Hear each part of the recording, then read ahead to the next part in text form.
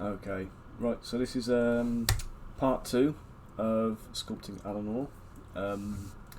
So obviously on the screen you can see where we got to last week. I haven't been onto the file, I haven't touched it since. This is the results of the first sculpting session on it. Just bear with me 1 second. Seems like a tablet issue.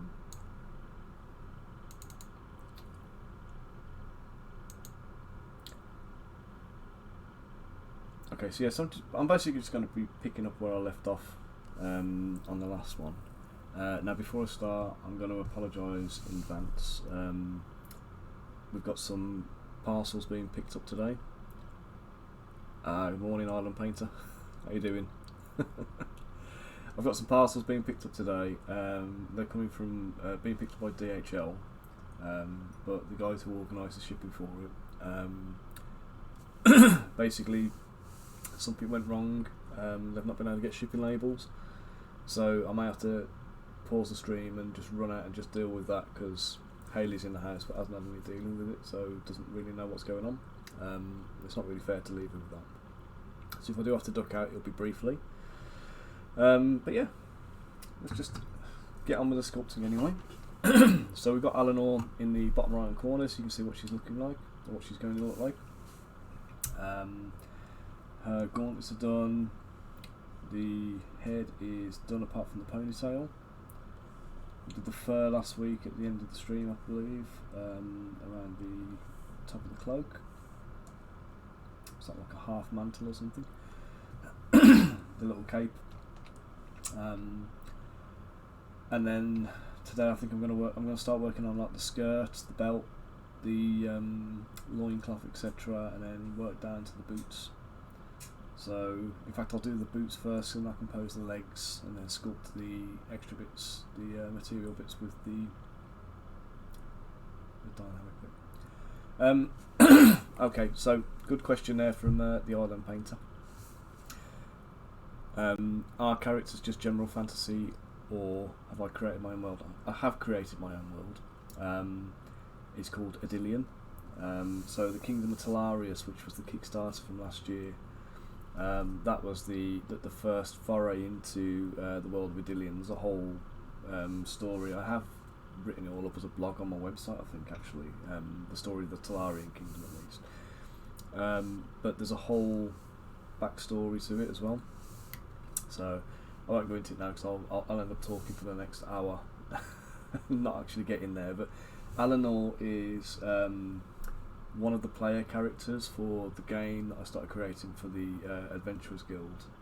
So it's going to be a tabletop role-playing game using kind of open world scenery, so you can play it on a on a bit of D&D type tiles, or you can play it on wargaming type scenery, etc. So you'll have objectives, but the gist of it is you build up an adventuring party that are members of the Adventurers Guild. You get your missions and quests from the Adventurers Guild, and then you go out and kind of complete your objectives, or not, as the case may be. But the Adventurers Guild is a small part of the whole Kingdom of Telaria's, the world of Idillion. I'll go into it all in another stream probably, and I'll talk a bit more about world building as probably a chatty one rather than a sculpty one. But yeah, there'll be a lot more coming. There's a couple of games I'm working on with different people at the moment as well, which some of those will key into it. There's one which I'll say keep an eye out for, which is called Crystal Collapse. So earlier on I posted on Facebook there's a game called Nanolith that's just gone, which is wrapping up on Kickstarter actually. So if you're into cyberpunk and board games or even narratives, it's a very narrative driven story. The Nanolith game is on Kickstarter at the moment, and one of the chaps who's involved in that project, a guy called Max, I'm working with him on a separate project which is called Crystal Collapse. So yeah, keep your eyes peeled for that one. That's going to be a very interesting one. I'm very much looking forward to that one coming to fruit. But you've got about 4 hours left on Nanolith, I believe. So if you pick this up before then, check out Nanolith on the Kickstarter and see if it's up your street.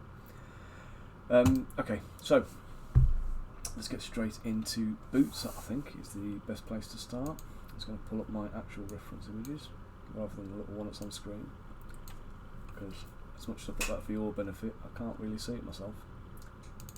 Okay.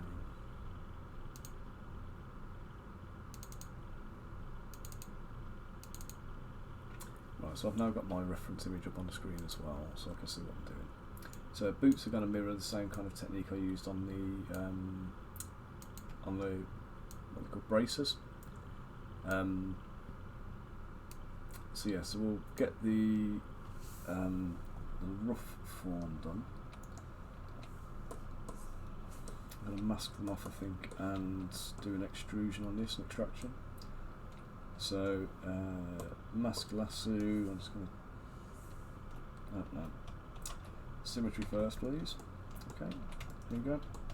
So I'm just going to mask off the bottom of the legs, and I'm going to go to my subtools menu, down to extract, and let's see what. Oh god, yeah, it's a gigantic fat wellies. That's not the look we were looking for. Let's just scale that down a little bit. I tend to find 294 or 458. They're kind of seemingly random numbers, but they're the two that seem to give me the best results for extrusions. Extractions. Sorry. So I'm happy with that. I'll accept it. Right, now what I don't want is all this internal geometry. I think I may have mentioned something about this on the previous stream, but if you start moving the legs away from the you start moving the boots away from the form of the leg below it, then what happens is you end up with like little pockets that hold the resin. So we're going to avoid that by isolating the interior of the boots. I'm just going to delete the hidden sections, which is basically everything inside, and I'm going to close holes, and that's just going to give me a completely solid bit of mesh. Now once I've done that, I don't really need the actual legs. I do tend to keep them there just until I'm finished sculpting, but by the time I come to pose it and for the final model, everything gets meshed together anyway, so it doesn't matter. But for what we're doing here, I'll leave the feet underneath for now, and then once I'm comfortable with the boots all being sculpted, I'll probably just cut the feet off, so we haven't got like double layers of mesh.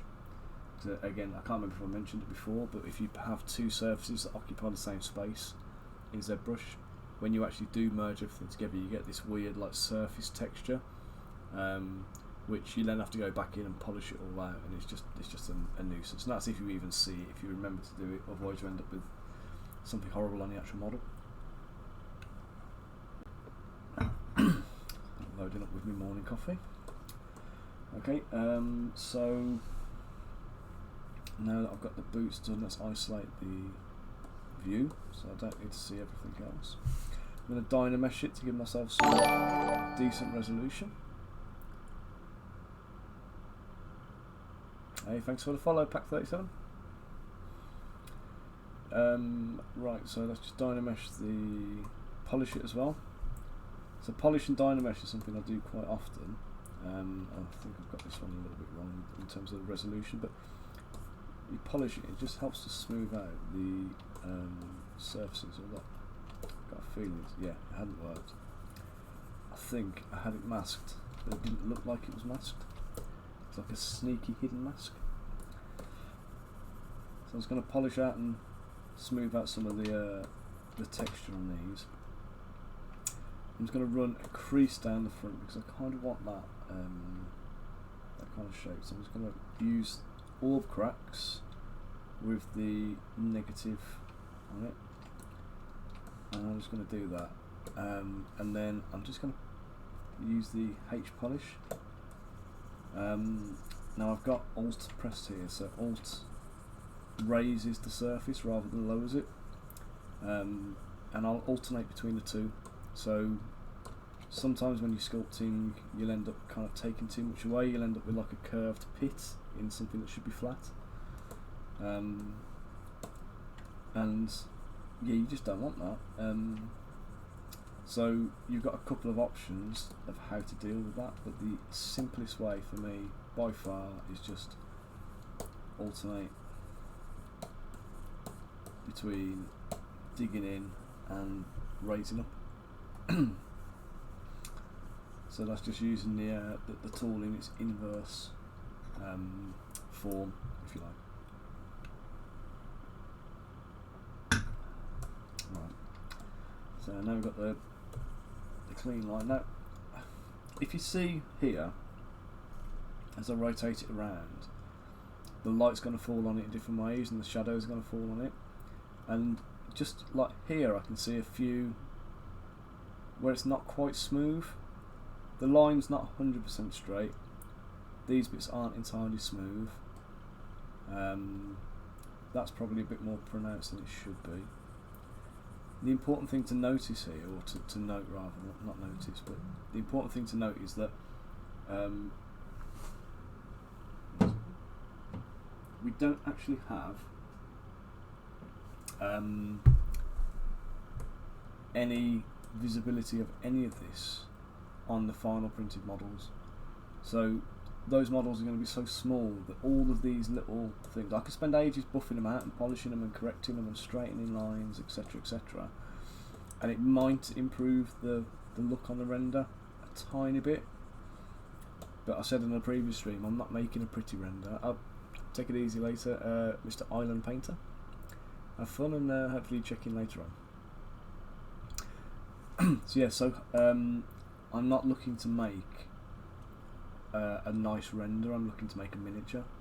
So I can spend a lot of time polishing this and trying to make the render nice, and it doesn't actually end up with any kind of benefit to the end product, if you like. So there's a certain amount of tolerance you can give yourself. Now, it doesn't mean you can just sculpt something that looks like a dog turd and hope for the best. You still got to kind of get the forms right. You still got to get the depth right, the proportions, the exaggerations. All that kind of stuff is important.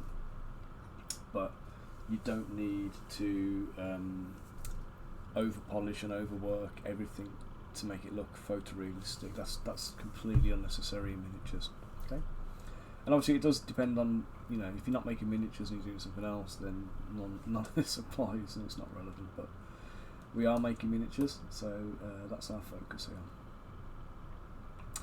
Okay, so I'm going to, we've got the gold bits here, so I'm just going to do a couple of extractions for the gold bits. I can't even remember if this is what I did on the previous stream actually, in terms of how I did these elements, but typically when I'm working on something, there might be 4 or 5 different ways you can use to achieve the same kind of end goal, and I do tend to, you know, use whichever one comes into my head at the time. So you might see me, there's not necessarily the best way of doing something. I don't necessarily have a fixed workflow.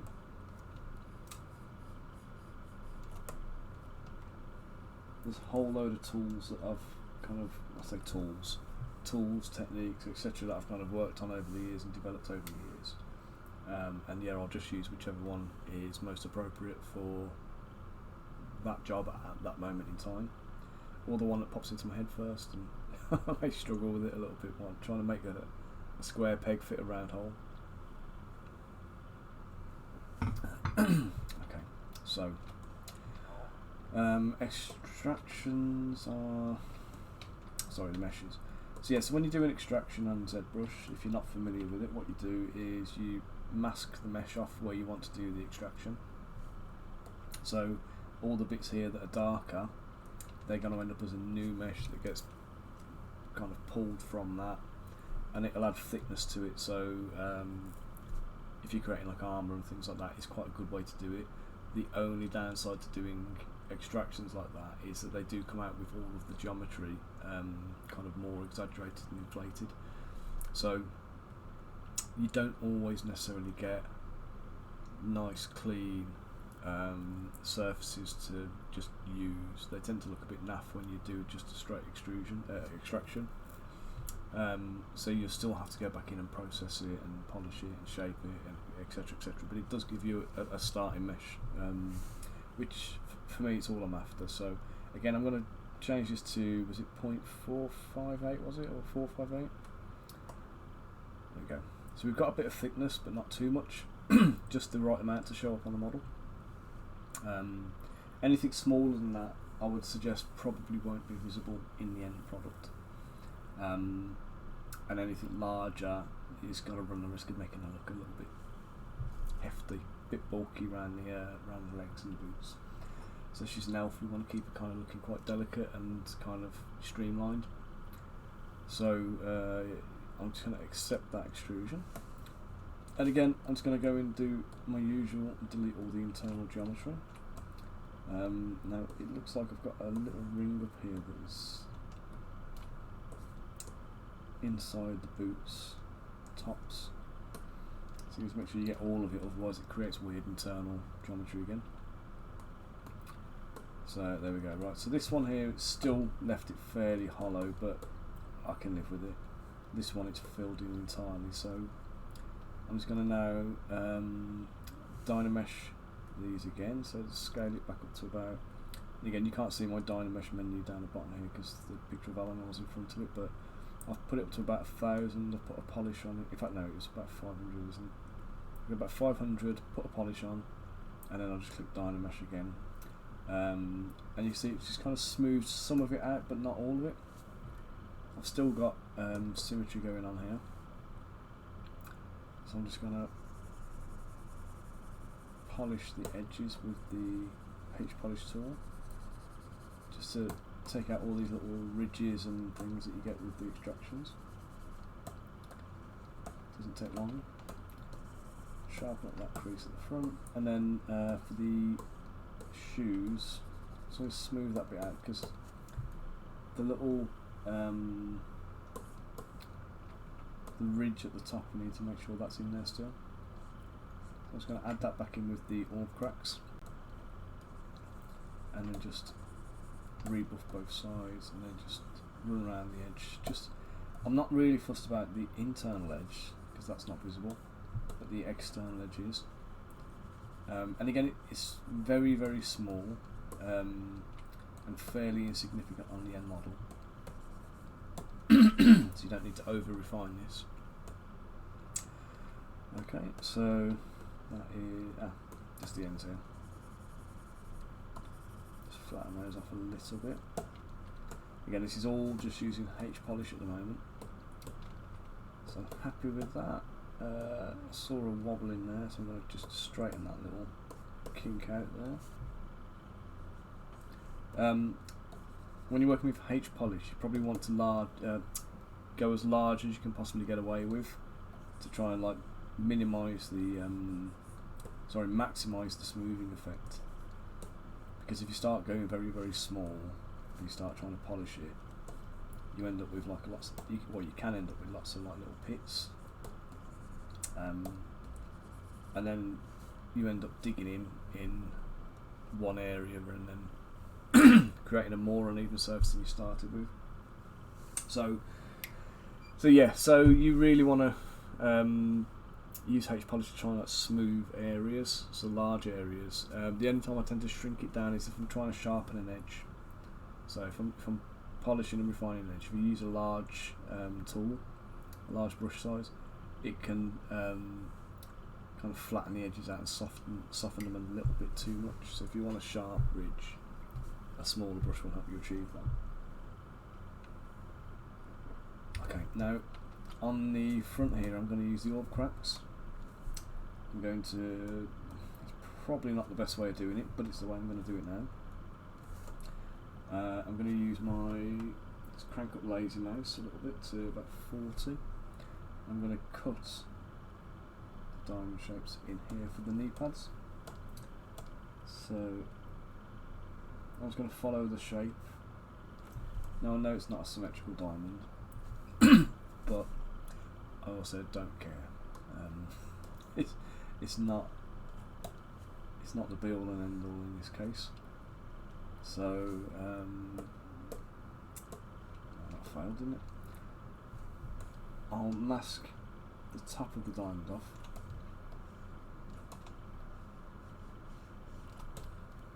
Okay, and then I'm just going to use just the standard move tool, I think, just to drag this up.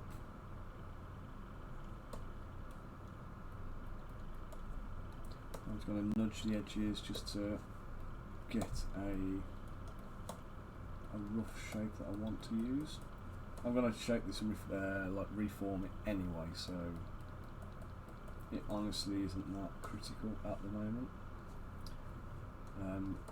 The bit to avoid is like this here, where I've got this kind of real kink. I want to try and make sure they're at least fairly straight, so that when you look at it, it reads as a diamond, which again, not 100%, but will do for now. I'm just going to come around the inside. Just going to smooth out some of this.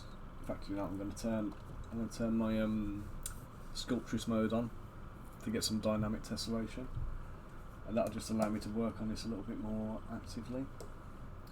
Right, I want to show you something here as well now, which you've got to be careful of with Zbrush.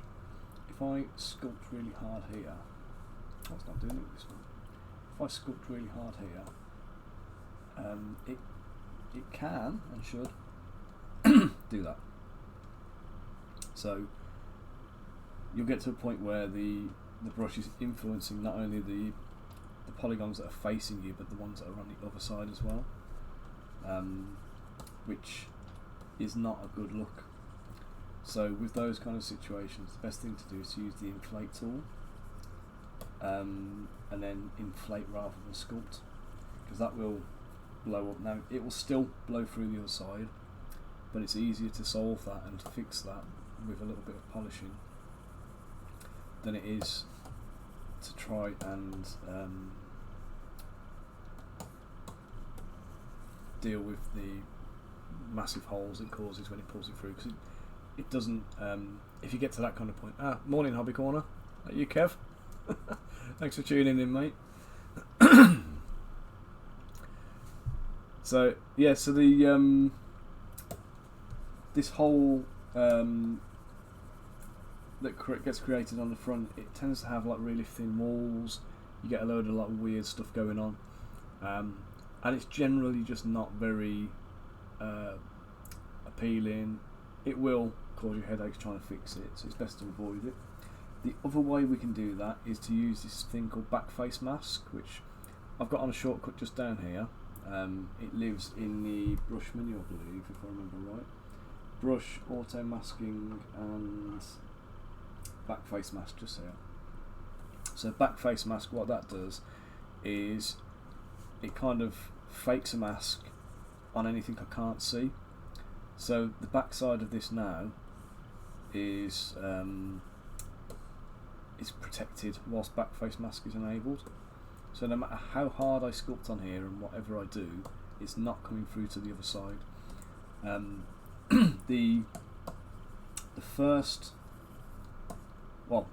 The other time you'll really see this happen, or this kind of take effect, is if you start applying texture to things. If you use texture stamps are awful for wrapping around model and going through. So if you use like a wood grain texture stamp, you'll wood grain the surface here, but then you'll also get an inverted wood grain on the bottom side. And I say, the majority of times that's not a desirable effect. It's not what you want to be happening. So it's just something to be careful of. Right now, if you look at the knee pads on her here, bottom right hand corner, you'll see they're kind of, at the moment I've got half of them done. I need to now do a horizontal line through them. I'm going to bring it into a kind of an actual pointed diamond shape. So I'm just going to redefine the ridges. Again, I'm not concerned about symmetry because it's tiny on the model. What I'm concerned about is that the shape is there. So I'm just going to start buffing from the middle. Again, this is I'm just going to dynamesh this first actually. I'm going to re-dynamesh it again just to kind of help. What's that? Okay. So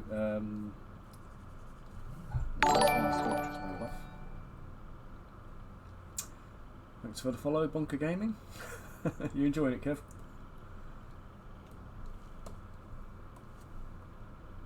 Yeah, there's a lot of stuff you don't really see. Obviously it's easy to make it, but there's a lot of conscious decisions you've got to make on the way through. Thank you, Bunker Gaming. I have been here before. I'm just not very good at it. I'm not very good at. Historically, I've not been very good at scheduling the. Brilliant! Thanks, Kev. Much appreciated. Yeah, I've not been very good in the past in terms of like scheduling live streams, because just after I started doing this and I had all good intentions, it was January 2019, 2020. Sorry, that's when I went full time doing the sculpting. And yeah, basically we then ended up with COVID and the kids being at home, being homeschooled. My son in my office on the desk just right there. That was his little workspace all the way through COVID, doing home learning so I could keep an eye on him. So it was obviously not very conducive and productive to me kind of live streaming, whilst also having to help him with his schoolwork. So you know, we've now got to a point now where both the kids are at school. I've got my office to myself during the daytimes again, which is great. I could probably do a streaming of an evening if I'm honest, because I think the viewing will be better. But I don't know if any of you have got kids. I know you have, Kev, but you're trying to do stuff on the evening and you've got those little monsters, hounding you for attention all the time. You can't really do anything until they're in bed, and then by the time they're in bed, you're exhausted, etc., etc. It's just hard going, isn't it? So for now, I'm going to stick with daytime streams, and I may do the odd, like ad hoc job of an evening. So I tend to do my painting on an evening, so I may grab a whiskey and a paintbrush and do a couple of like painting streams on the evenings.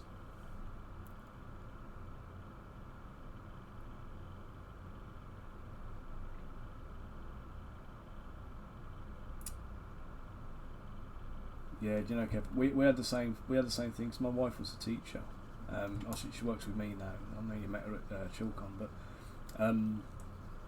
so she gave up teaching. I think this will be pretty much a year.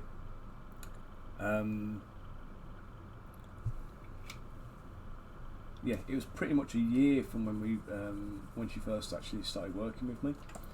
So, oh, ciao Faroon. Hey, good to see you, man. How you doing? So yeah, so she's working with me now. She's in the house at the moment doing all my rendering. Renderings. What am I about? Yeah, we've got like a new render format. So obviously to go with the new branding, the Lions Tower, the print paint play thing. We've got the new kind of like renders coming up.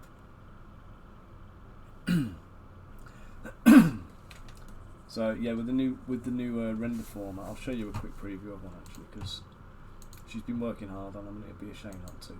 So she's rendered all of these in Blender, and then she's done all of the compositing. Well, she's doing the compositing at the moment. So just trying to find where I should put them. There we go. So yeah, so this is like an example of one of the new render formats here. So you should be able to see all of that. You can see them in the corner. Actually, I've used that render she's done on the side banner of the thing. But this is the mate. I've only just started streaming again. I did one or two streams a couple of years ago and haven't touched it again since, because the kids have been around all the time.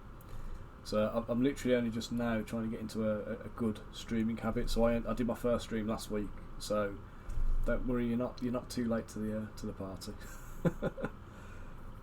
Yeah, thanks, Kev.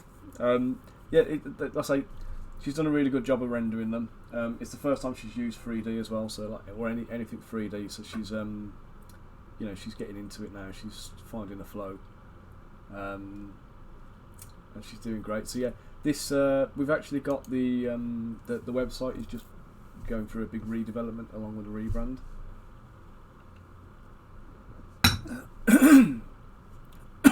Excuse me. So yeah, so the new website will go up soon. Obviously, people I've spoken to will know I've had issues with some of the platforms I work with that have kind of let me down, fairly significantly over the last year or so, and I've got to a point now where I'm kind of done leaving my fate to other people, where I've got no influence and control. So I've got a Shopify store which is being built at the moment. It's being built.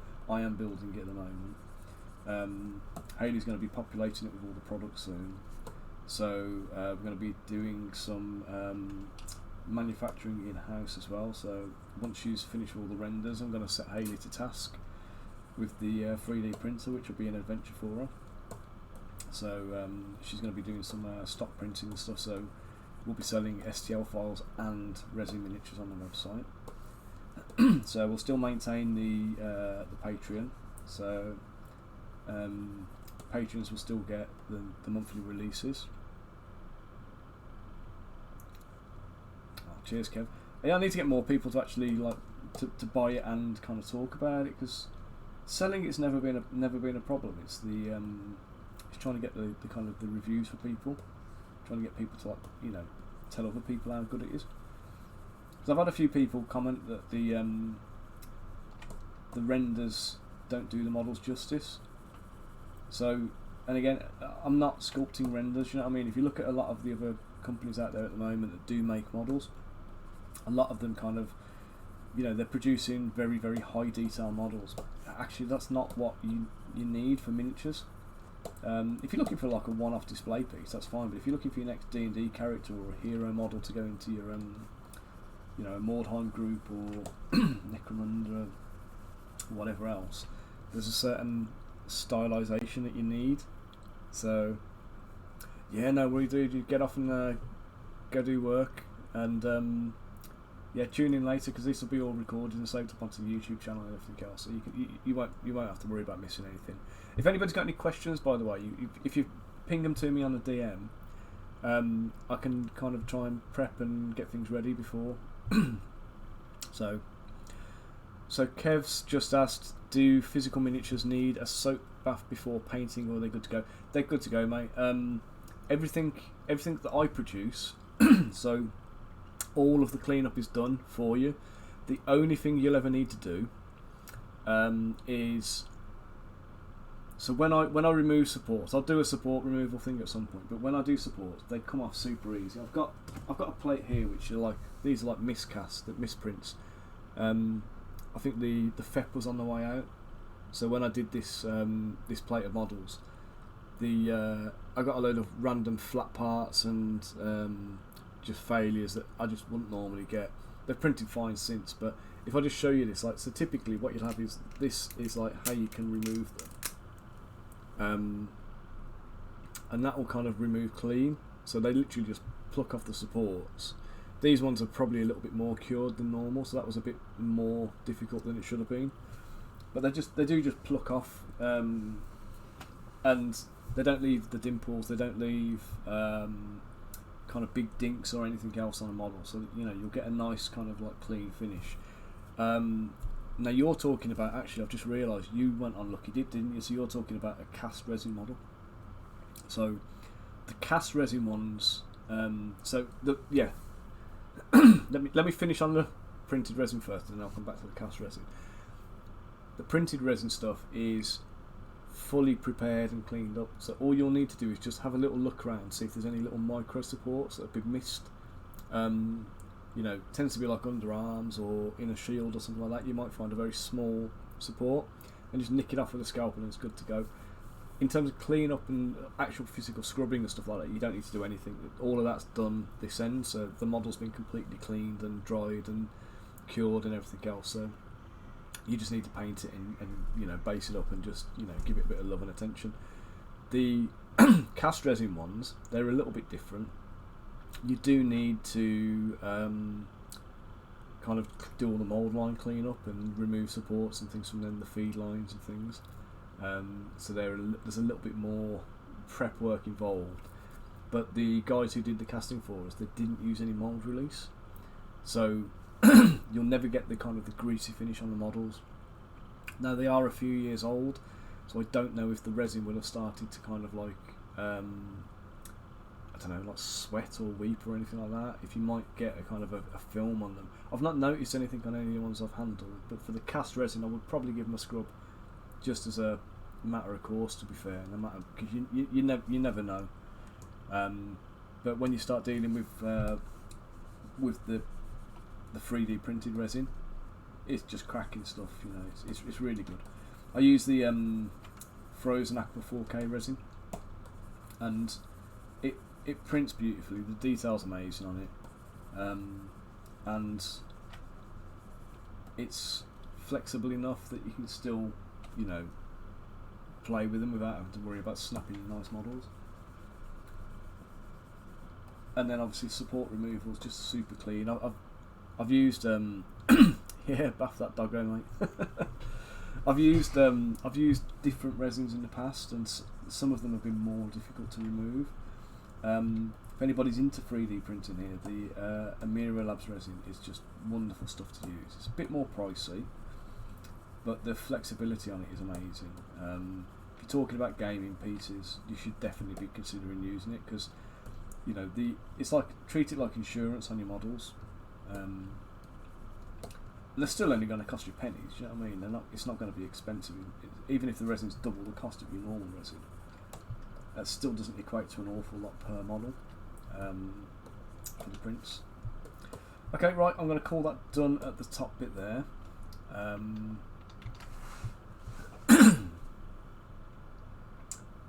just need to add a ridge to the top here, so I'm going to use orb cracks.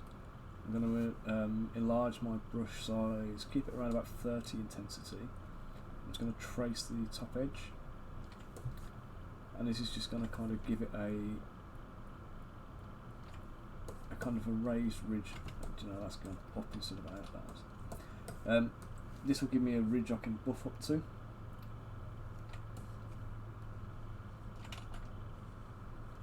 might be better off actually with the top just nudging it out.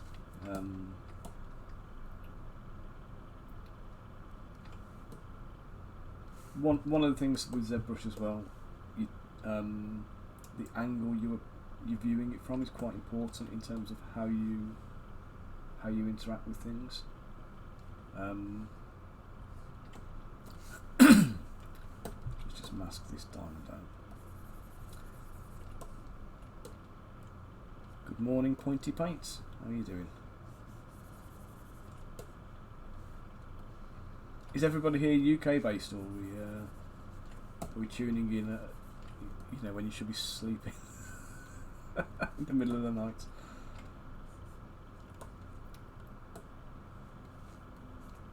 I do always wonder.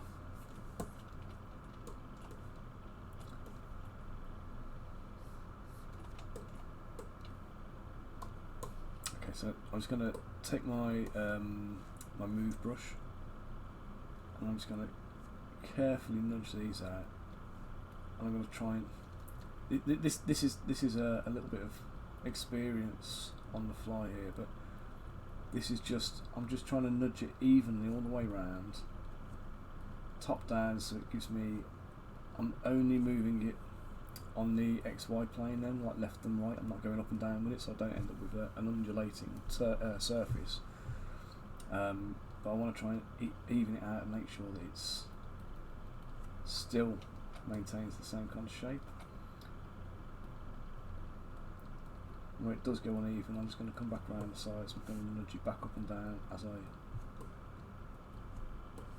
see fit.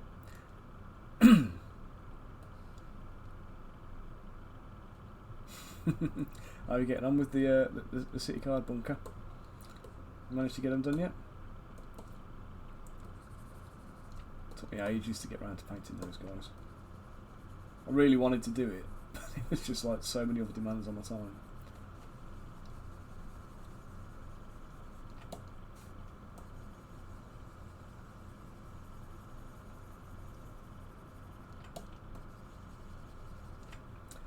So again, I'm just using the H polish tool to, where I've got this kind of like kink now, I've got this kind of like, you know, sharper angle.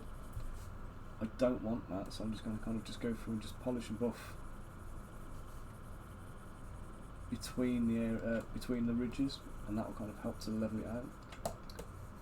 And again, I've got the Alt key pressed, so I'm doing this on an inverted one. Inverted one? That makes no sense. I'm using an inverted form of the H polish brush here.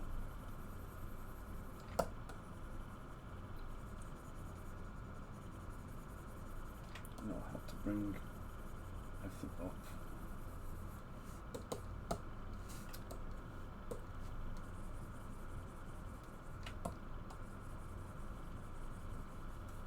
Okay, right, there we go. Oh, no, there we go, a bit more.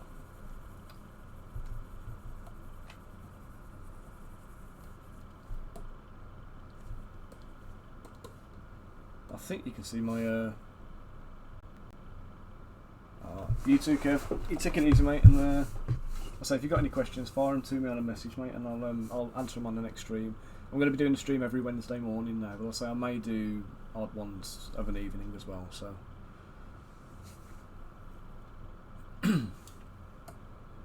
You're going to be streaming. Bunker, share your link, mate. If anybody's in here who hasn't already subscribed, then they can stream you. Stream you? They can sub you as well then.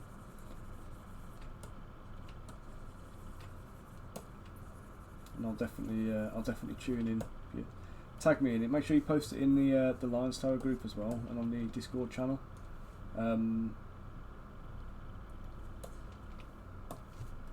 It'd be nice to see your work on that one.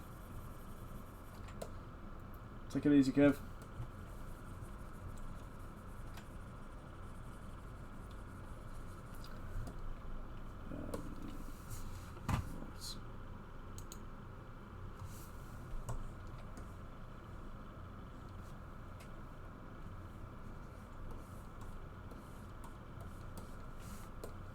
Right, let's turn the legs back on so I can actually see them. Okay, I'm fairly happy with that. Right, so the boots then. Just looking at the. Yeah, we just got the same patterns we had on the arms. So I'm going to go to the boots, get my old cracks brush back. I'm going to do some probably how many bands did I do on them? Go for 3. Aim for three bands on the boots. So first one will be. Do you know what I'm going to do? There's a thing called morph target, which I never really use actually, but let's try it on this one. So I'm going to save a morph target, store morph target on the boots, and that is going to allow me to then come back, and if I balls this up and get it wrong, I'm going to be able to come back in and correct it. So yeah, that's going to be larger than that. A bit smaller. Let's focus shift down a bit to get it sharper.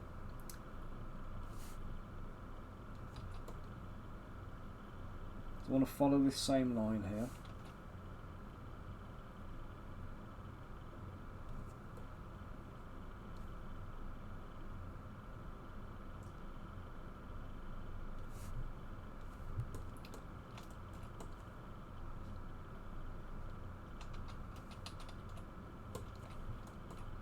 I'm going to do the top line, I'm going to do the bottom line, and I'm going to fill in the interim one.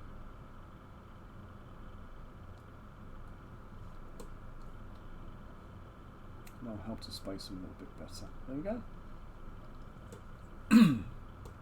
Feels like that was more of a challenge than it should have been. Okay, same again.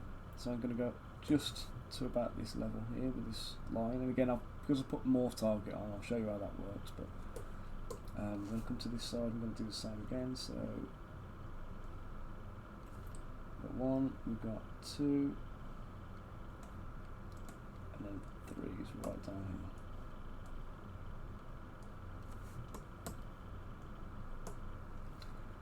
Okay, so I'm going to check what I did with the patterning on the.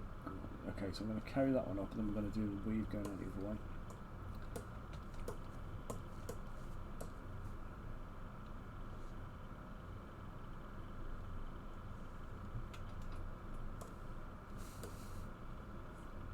And again, with morph target, I've got the ability now to kind of to polish these back out and restore the original shape, which I'll show you in a little while because I'm definitely going to need it. So I'm going to come back this way now, and I'm going to. You see that? How it's done that weird thing there on the edge. I've got to the edge of the mesh, and it kind of doesn't know what to do. So if you want to keep sculpting across the surface, you have to keep changing the angle. So we're going to go down and take this to a point at the back.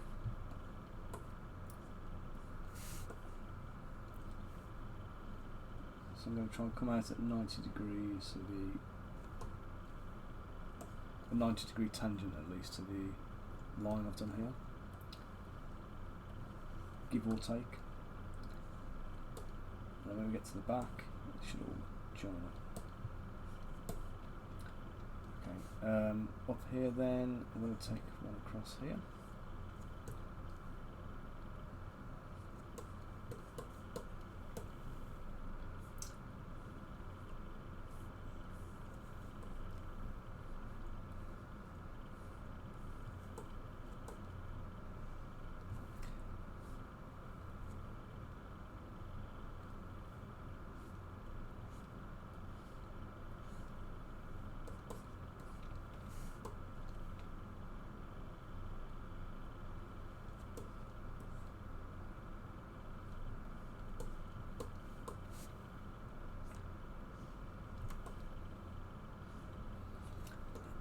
Right, so if anybody is on the 3D printing train, the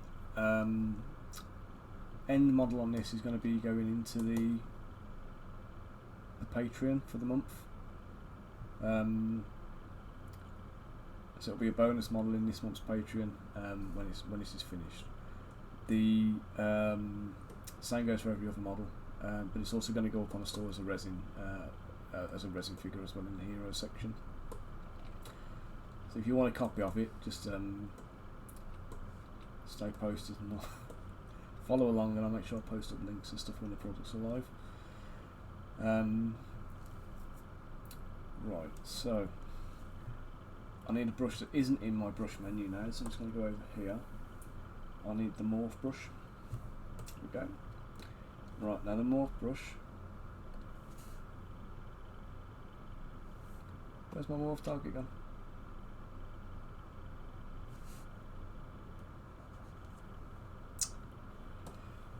So my morph target installed, which is great, so now I've got to do this the hard way.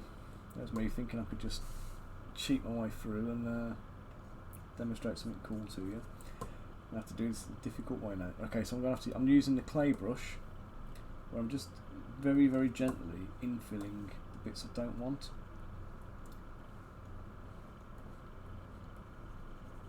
And you're going to see this is going to look like a weld now. You know, if you ever see a weld that has to be polished away, or when you put filler on a hole in the wall, or even on a model, you use a bit of green stuff, you put it on there and it goes on a bit lumpy and you have to kind of then go back and deal with it. So that's kind of what I'm having to do here.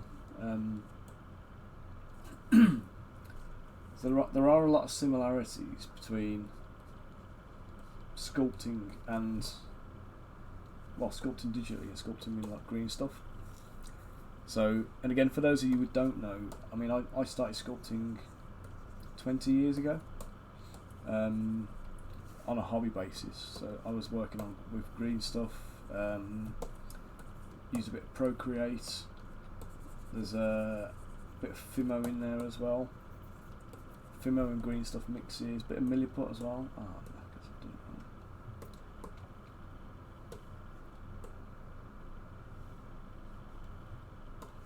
I got that one wrong.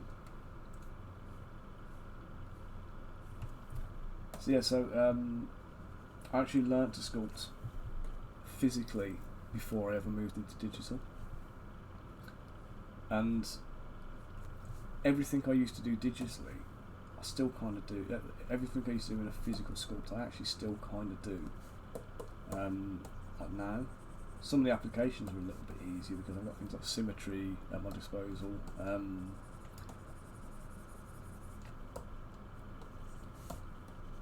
But I'm still shaping things the same way I would have done.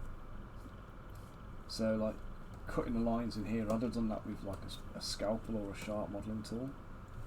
And then when I'm using like H polish to, you know, to sharpen up edges, I'd have been doing that with like a clay shaper or burnishing tools.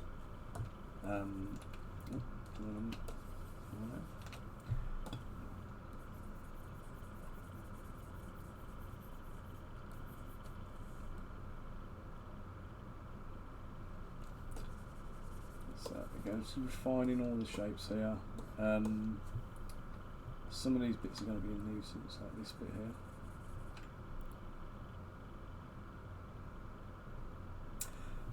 Do you know what? I don't tend to sculpt physical anymore. It just takes too long. At some point, I do want to do a couple of like tutorial bits on actual sculpting, but no, I haven't sculpted a physical model in 2010. I think I moved to digital, so everything I've done since 2010 pretty much has been entirely a digital workflow. But I do, I have still got some green stuff over on my desk. I tend to sculpt little bits and bobs for bases if I'm sculpting a model. But I use it for like filling gaps and stuff more than anything now, which it's a shame to not kind of maintain the skill. But like I say, you've got to mess around with armatures. You've got to make a little wire skeleton. You've got to do your bulk up and stuff. And with one of the things I found frustrating with traditional sculpting is the sheer number of times I'd be working on a model and I'd get something absolutely perfect, and then I'd rotate the model around and I'd start doing a different bit of detail somewhere else to try and use the putty I'd got, and then when you flip the model back around, that bit of detail that I've just got perfect, I've managed to squeeze with my thumb while I was doing the other side, and I trashed it. So you have to then work across multiple models at a time, doing piecemeal on them. So you literally do something where you kind of go, right, I'm happy with that bit, discipline, put it down, don't touch it, do something else. And then it could be a couple of hours before you can pick it up and do the next bit. So where I've just done like that little bit of detail around the top of the knee, I would have to do that little bit of detail and then kind of go, right, discipline now, don't touch it for like 2 hours, and then go back and do the next one. So it becomes a real kind of like time consuming and laborious process, and you end up with, 20 different models on the go, so you can work on different things. Because what you don't want to do is you end up mixing a ball of putty up. You always end up mixing more than you need. So you don't want to waste it, so you end up trying to use it on things. So you end up making like little extra bits and little scatter pieces. But yeah, it's one of those things where there's a definite level of enjoyment to it, but there is so much frustration. It's not even funny. And at least I can't accidentally. Well, Zbrush can crash and does often, so I better save actually saying that. There are a whole load of issues that can and do occur with digital sculpting. It's not without fault. But it's still a little bit quicker. Well, it's 10 times faster than sculpting a model the traditional way.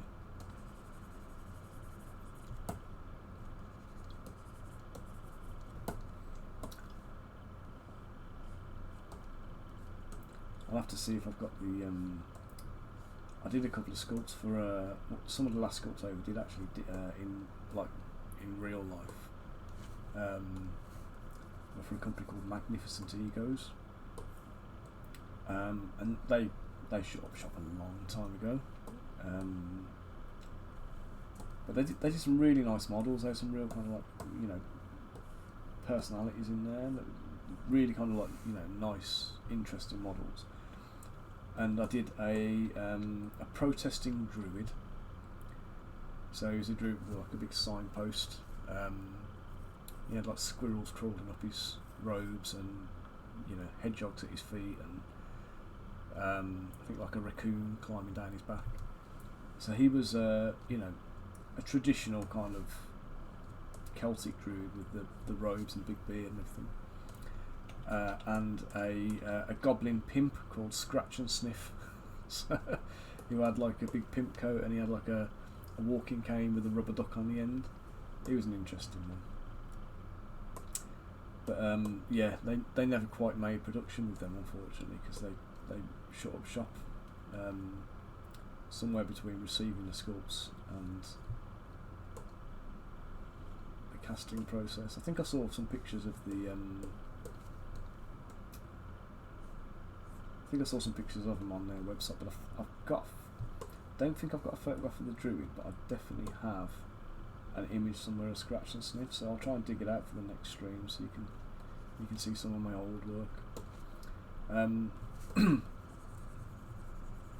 So I'm not particularly proud of it in terms of quality. My sculpting has come on an awful lot since then. But then the whole miniatures market's come on a lot since the time when I was doing those models. So everybody's it's like painting. You look at miniature painters now, and then look at miniature painters that were winning awards back in the 90s and the early 2000s. We're talking before Facebook was a big thing, and definitely before Instagram. You just didn't see the same kind of level of paint jobs as you do now. And I think the same is true of every kind of aspect of the hobby now. The world has just moved on, hasn't it, and just got better everywhere. Right, I'm just going to just sharpen up the edges here with the ridge tool again, my Orb Cracks brush. And again, I'll say again, the Orb Crack brush is possibly my most used tool, and it's the only one that I use on a daily basis that is not standard in Zbrush. if you're using Zbrush, it's well worth picking it up. So have a look on Gumroad, Brush, or any other kind of like, you know, digital marketplace where you can pick up, like, you know, sculpting brushes, Zbrush brushes, and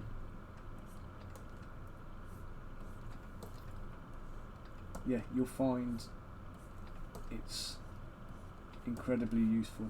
It's free as well, by the way. So there's a donation thing, but you don't have to pay for the brush. They've just got like a little donations box. But again, you know, it's worth its weight in gold, this brush is, so it's worth the donation. If you don't want to pick up a third party brush, the nearest approximation you've got in Zbrush is one called Damn Standard, which, you know, it is in itself useful, but it's a little bit softer than this. This has got a real nice, I can't even remember what the difference is between them now. I've used this so long, but I haven't used Damn Standard since I picked up All Cracks.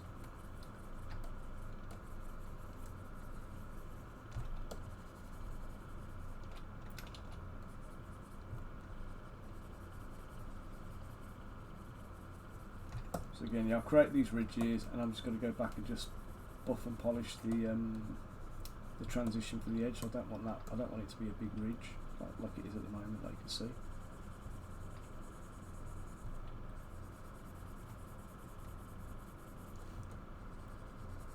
So I want to mix up the profile a little bit, and what this will do, it means that when you are painting the model, you'll end up with something to catch your dry brushing.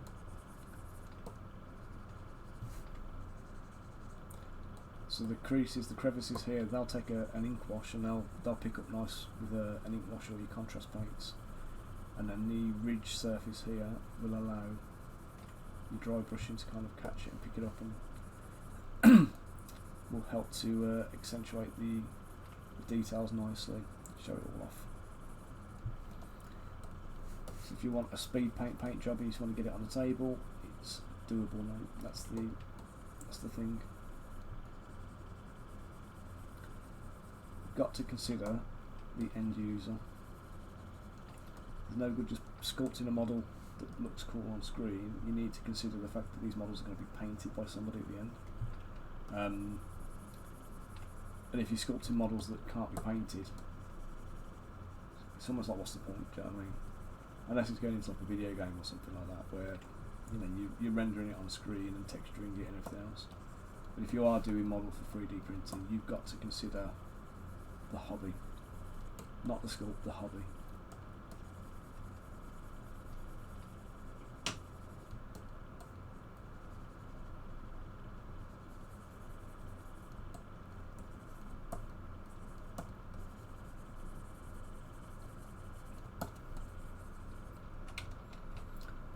Focal shift up a bit too high on this one.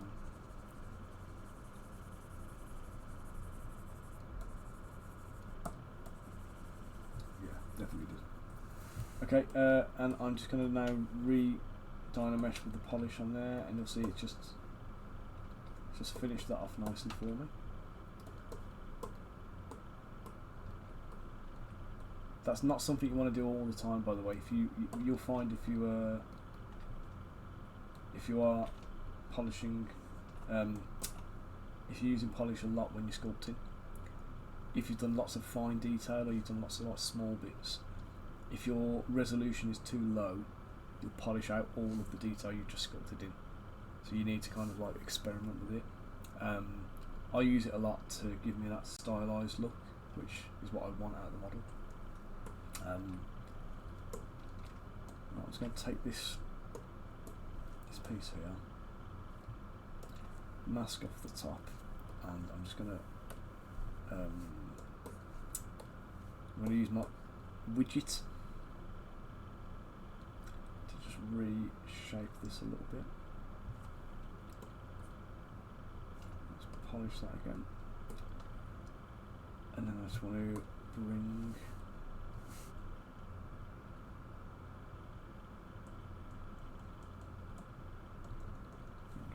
So I'm just reshaping the foot guards basically. Now with the move tool, one of the things you can do with this is, rather than trying to move things around and kind of changing the shape of everything all the time, if you just want to get depth to a model, hold the Up key when you do move, and it will literally move it on a tangent line from the actual base mesh.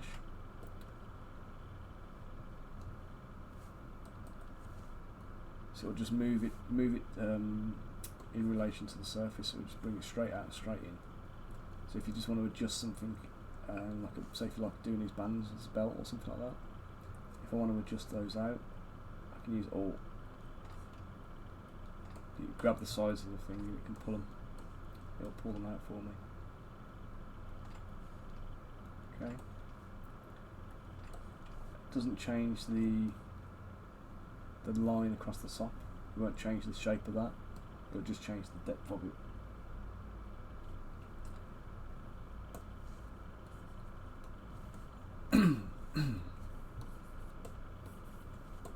Okay, so that is going to come down as well.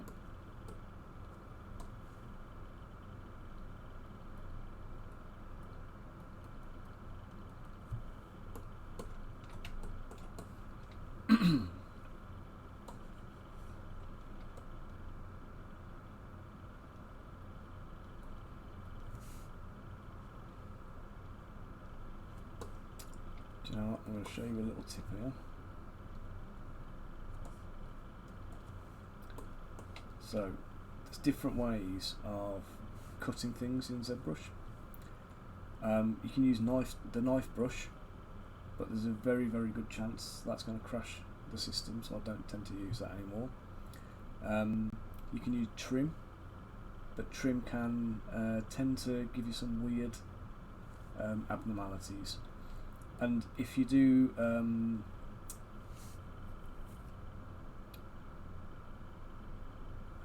I trying to say? The trim brush, it will cut the model flat. It'll take a while to think about it and process it, but when it cuts the model, it's going to try and close the hole with a single opening. So if you've got two holes, it's going to try and bridge the two. It doesn't work brilliantly. If you've got a very simple shape like a square or a cube or something like that, you want to take a corner off, you can use trim brush, it does it.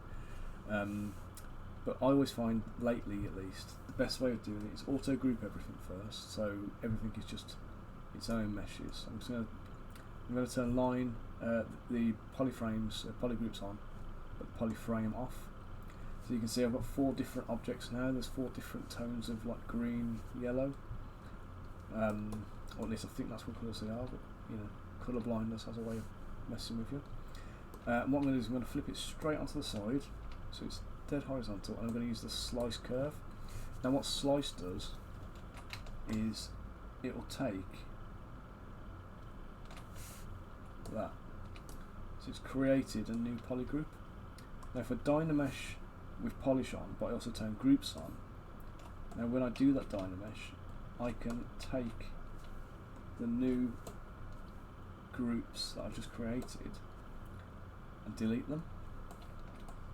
So I've just isolated them, hidden them, and they're deleted now. And now I've got a nice flat bottom to that bit of armour, which, to be fair, isn't exactly what I was after. But what I can now do, I can take the tool again. Let's just undo that. Let's only isolate these because I don't want to see the. I don't want to be slicing up the top ones. And I'm gonna put my slice curve tool, and I'm just going to take this down here. I'm going to repolygroup, and I'm just going to isolate those chunks that it's added, delete those chunks, and it's taking the it's helping me to shape it and create the nice sharp edges. And now I'm just going to polish the ridge out, so I don't want it to be a straight edge or a straight ridge. There we go, and that is something I'm happy with. Okay, so her boots are done, her trousers are done, her cape's done, her gloves are done, hands are still placeholders.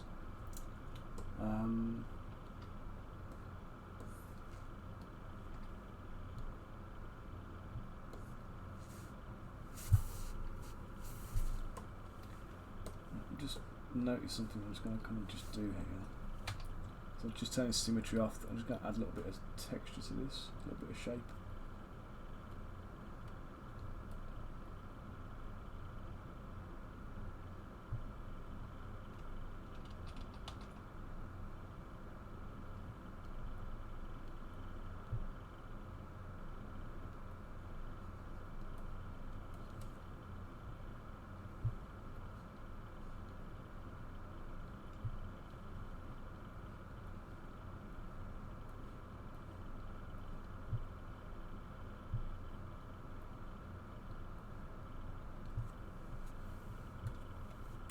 Right, with little bits like this, it's easier to actually turn lazy mouse off.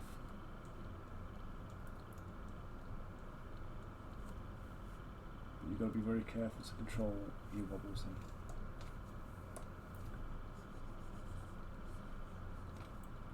I'm just going to isolate it and put my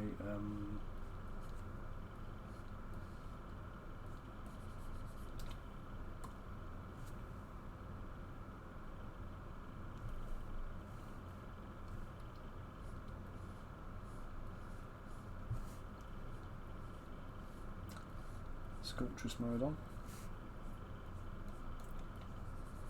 That'll help me get a bit of geometry in there so it doesn't deform out too much. Right, here's something to watch out for. So I've just sculpted this from the front angle.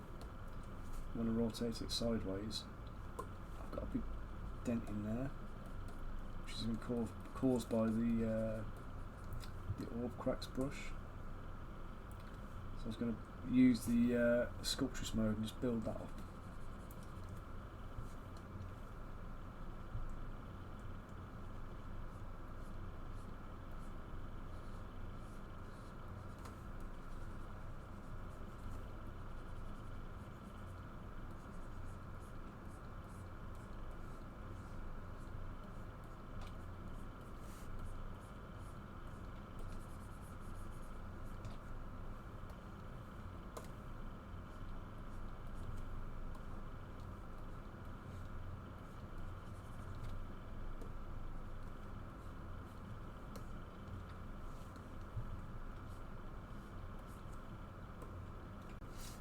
Right, so anytime you're doing the little details like this, when you're carving things in, you need to make sure you don't go too fine,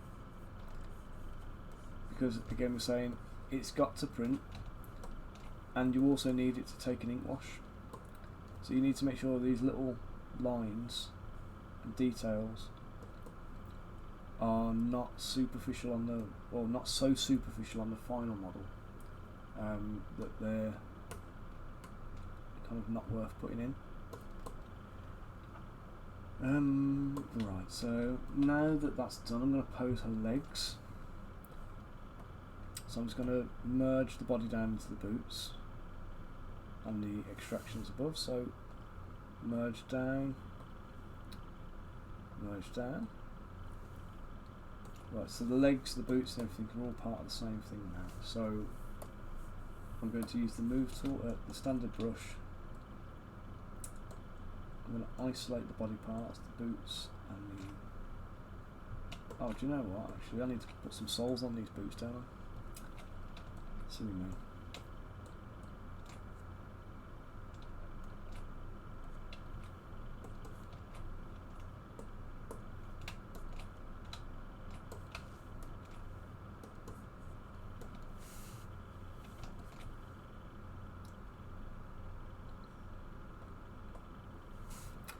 I'm just separating the actual boots out, not the armour part, just the boot, just because it makes it a little bit easier to work with.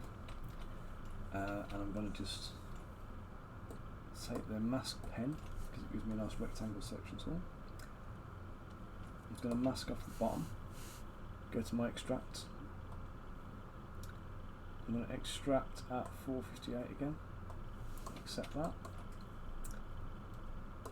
The hollowing inside I don't want, so I'm just going to take that away, delete it, close it, and then I'm going to use the polish brush, very large size. Oh no, with dynamic tessellation off. I just want to smooth that down, auto group it so I can see the ridges properly. Okay. Oh, I forgot to use symmetry, so I'm just going to mirror and weld, or mirror it first and then mirror and weld. That'll duplicate the shoe onto both sides. Slice curve, let's just slice it down. That's where polygroups like I was doing a minute ago. About 500 with groups and polish on. I can take them away. Okay. Now that sole is too thin at the moment, but that's fine because I can just do this anyway. So I'm just going to grow the height. I'm going to just move it down to the correct position.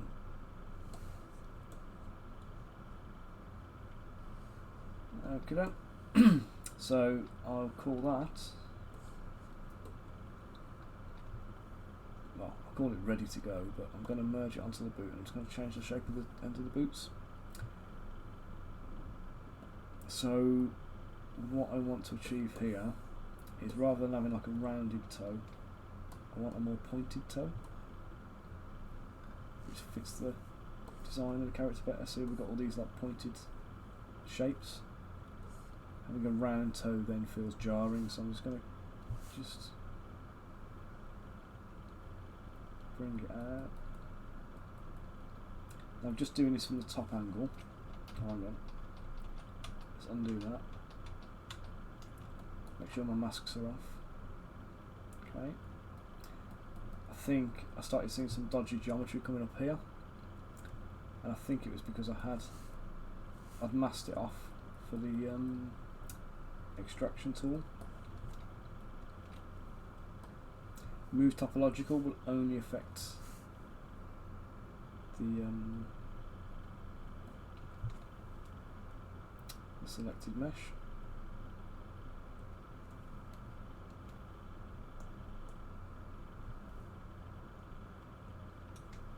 It's me mirroring again because I've forgotten to do it.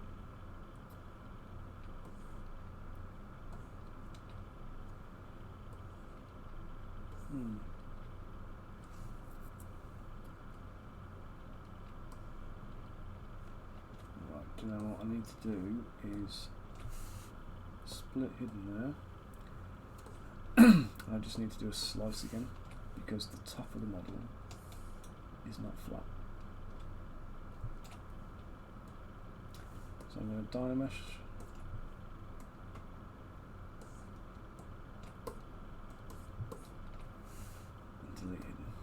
Okay, right, so boots are now done. That little lump you can see is the toe showing through on the legs, and as I said before, I don't even really need these legs now, so I'm just going to delete those.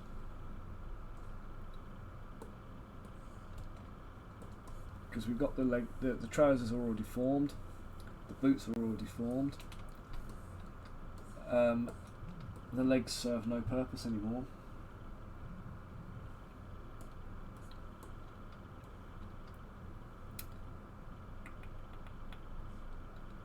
So I'm going to merge the boots back in.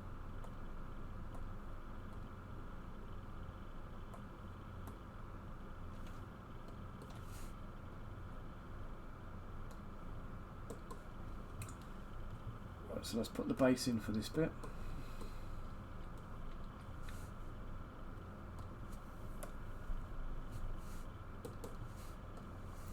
So this base goes into every single model scene I ever make. always there at the start, along with the ruler. So the ruler lets you see the heights. We're talking 1, 2, 3. So that's 30 millimeters, and then the eye line should fall around about the 2 marks of 32. So for this pose model, 32 millimeters to the eye line, and that's perfect for 32 millimeter scale. The base is 25 millimeter diameter, same as a standard wargaming base. So when I pose her now, I need to make sure that the feet stay within the confines of this base, and that way the end product will glue nicely onto a miniatures base. Okay, so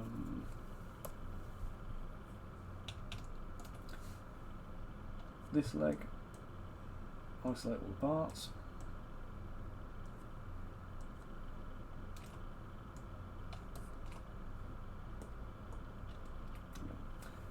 Auto group first.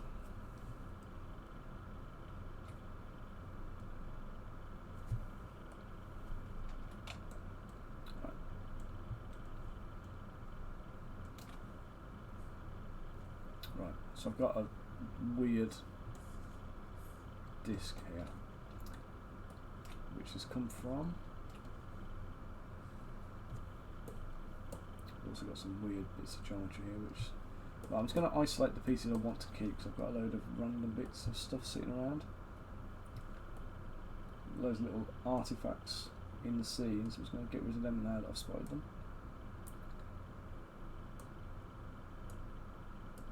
So I'm only clicking on the items I know I want to keep.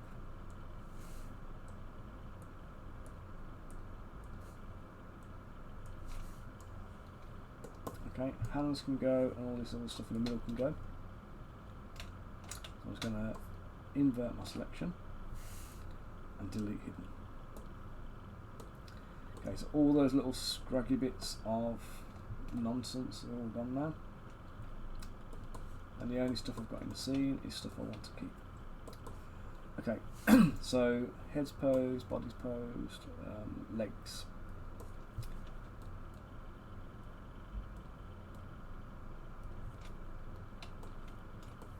Okay, now again here, I don't have to be too careful about it,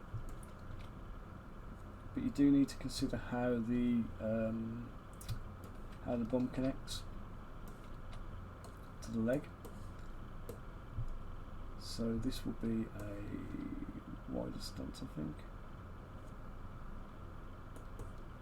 and then rotate the leg around that way.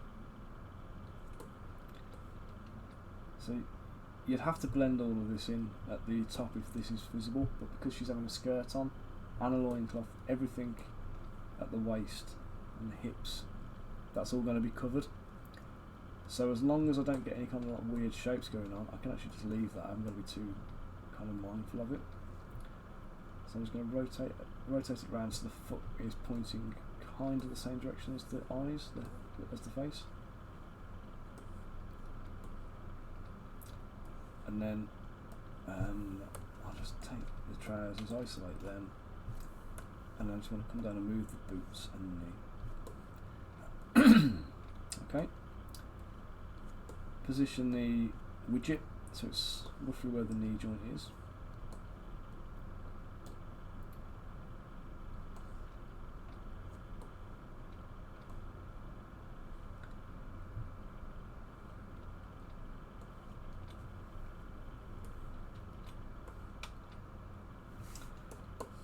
And then I need to just going to mask, get rid of that a second.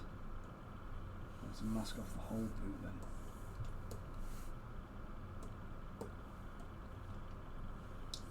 To the ankle. Right, now I want to try and keep this bit masked off here because it's going to be easy to fix if that doesn't get distorted. I'm going to control and click on the model here a couple of times. Oops, that'll soften the blur. bring back the bit of, what do you call that, a metatarsal protector, metatarsal armour. And I'm just going to use the rotate tools to try and get the foot back flat.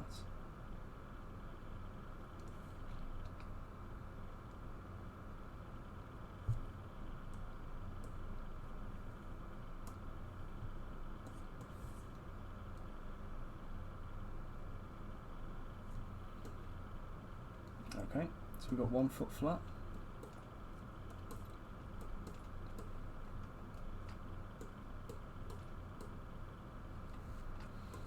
Let's get this next one done.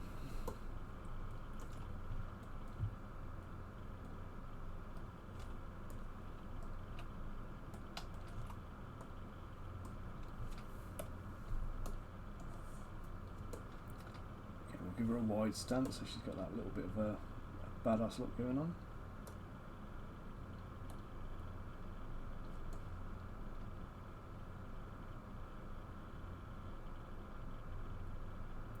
We'll rotate her leg out a little bit just to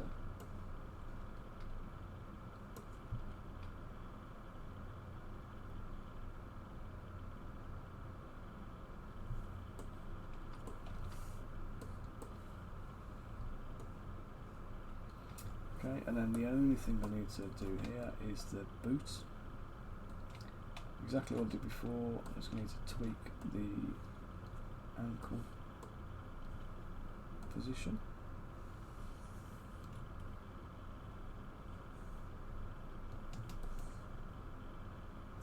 Just make sure that little point's unmasked so it doesn't deform the thing, and then I'm just going to take that piece on its own, just make sure that's masked. Invert my mask and tap a few times on the mask itself.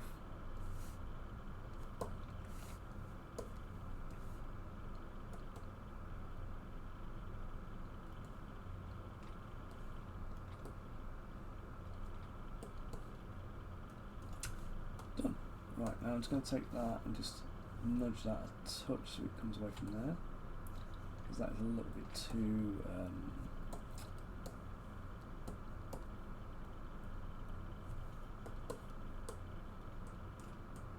pose, which is what the position of it was just not quite right. Right, and now here, actually no, I think that's okay.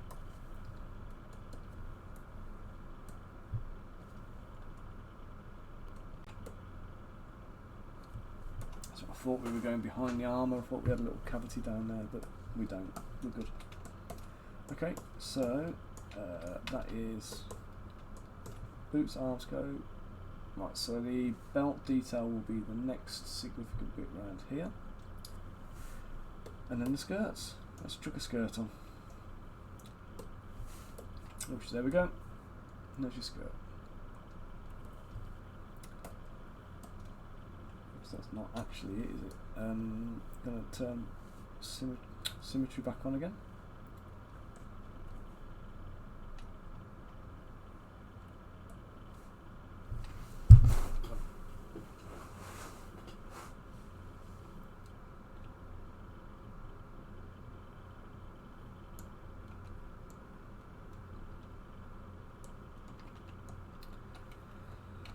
So that's a little bit long, so the skirt on her is just above, so probably in line with the knees maybe.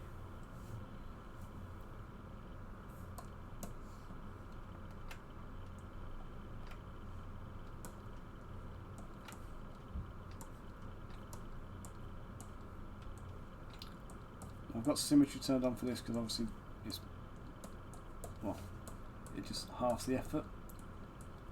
But I am going to have to come back in afterwards and then like reshape and reprofile this anyway, because I've now moved both legs so they're not symmetrical anymore.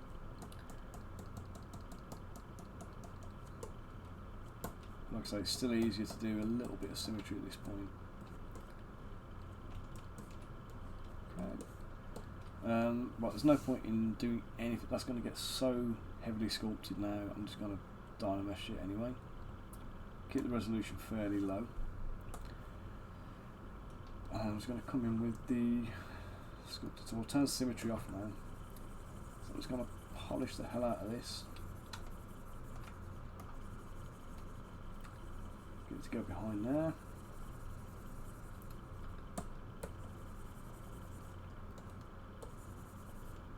Now again, remember the back, we've got the fur kind of like part of the skirt going on.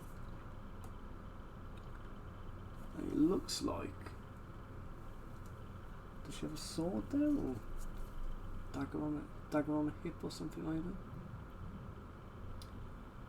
No, it's on the opposite side, and I don't know if you can really see it, but I'm gonna assume. In fact, let's just do it. Let's just give her a dagger. So I can see a belt coming down here, going round. This bit here looks to me like some kind of like pouch on a waist, which I'm all up for. So we'll give her some kind of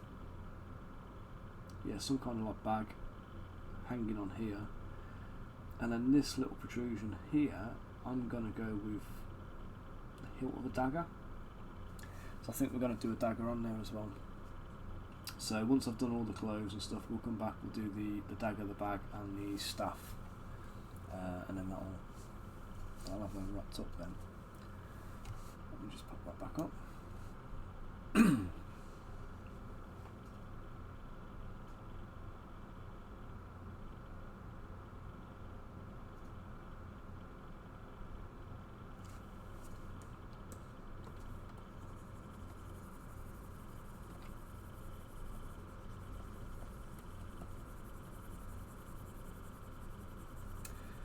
This is one of the things when you're dealing with artwork as well. So there are times when the artists do things gesturally. So they put a detail in there to imply that something exists rather than actually doing it. So it's good to get a proper character sheet for a character sculpt. However, you're asking the artist to do like 4 times the amount of work, so that is obviously going to come with a heftier price tag. I'm happy making up the details and doing things. It's for my own purposes here anyway, so it suits me.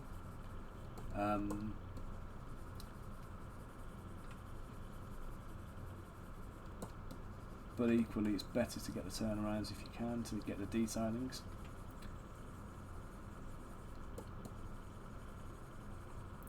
I did a couple of sculpts for Jazza recently. It's a Tabletop Time on YouTube. They've done a new game, which is like a tabletop MOBO game called Gatecrash, I think. I'll be honest, I've not seen the game, but the models really appealed to me. It's kind of the aesthetic they were going for was somewhere between Arcane, League of Legends, and kind of reminded me a bit of Borderlands to a point, but quite like Infinity-esque as well. And all of those things just tick my boxes. So I did the sculpts, and obviously Jazza being the artist, he'd created the character sheet turnarounds for the character I did, and it was very, very nice working with that, because I get a feeling these days we're going to get a lot more customers turning around with AI generated art and trying to get you to sculpt them, and believe me, those things are the most gestural things in the world. They look nice, the pieces look good, but they're not usable as an actual source material, to sculpt directly from, as an influence or atmospheric piece or whatever. It's great, but right, I've got a thing here that's happened where I've got these like really flat planes. They're of no use to anybody, but you can't really get rid of them. They're really hard to deal with. The best way I've found to deal with these things, if you ever do get it, you can either mask them off, polygroup the mask and then delete that, or use a tool with dynamic tessellation. There's Sculptress mode on. Go to smoothing and use the smoothing on them, and the dynamic tessellation will just destroy those bits almost instantly and just get rid of them. And it's the quickest and most efficient way of doing it, but you want to dynamesh afterwards again, because the dynamic tessellation gives you all the weird mesh distortions. Right, now I'm doing a skirt here, but you'll notice it's a solid block. And that is because I don't want super thin walls, and I don't want all that interior geometry we were talking about before. So where the skirt goes up here, I do not want gaps between bum cheeks and legs. I don't want gaps between the knee and the skirt. So I'm going to carve as much away as I need to be able to see and get the effect of the skirt. But again, we're not animating this. It's not going to have to deal with movement. It's not going to have physics applied to it. I'm not using the Zbrush physics tools for this. This is going to be like hand sculpted cloth texture, just like I did on the cape. So I'm going to use the pull tool, the move tool. Right, bugger. I just realised I've got different movements going on here.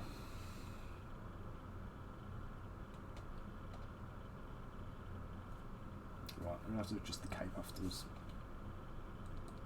I might just flip it to the other arm actually, because that will make more sense. In fact, yeah, let's just do that now.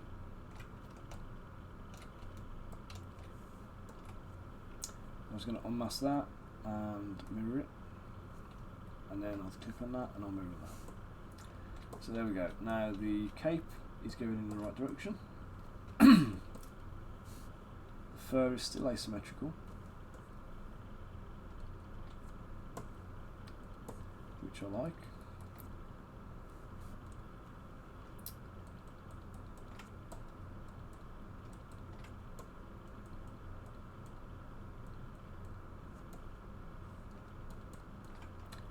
Oops.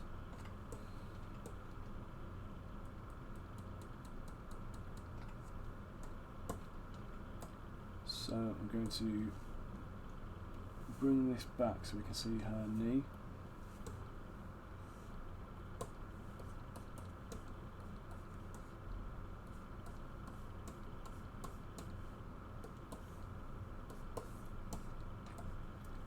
And this is where most of the movement comes in onto the model, to be fair. So you can sculpt a model with a pose that's dynamic, but if you don't do the flow of the materials right, it won't look right.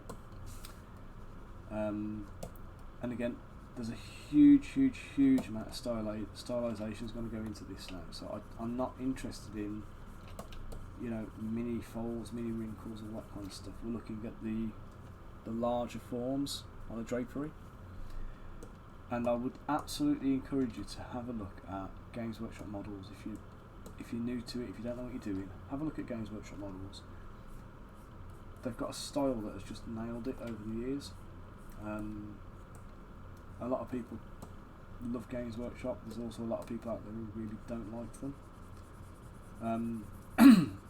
I started my hobby with Games Workshop kind of,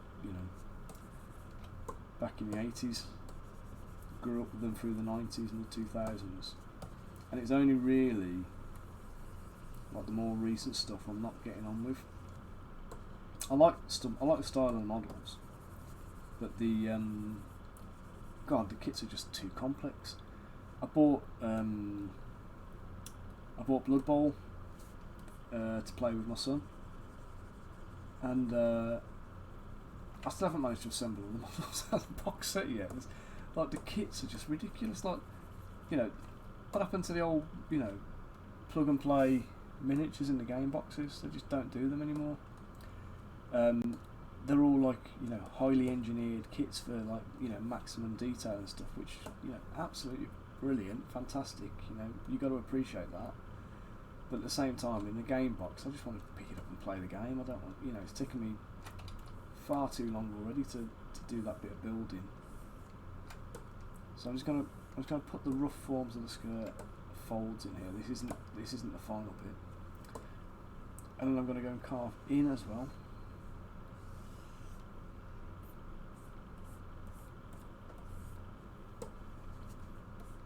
Okay, so that gives me a bit of shape.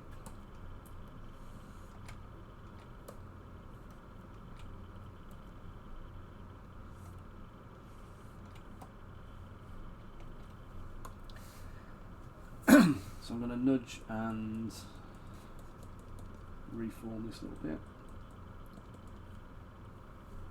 Let's push that back in as well.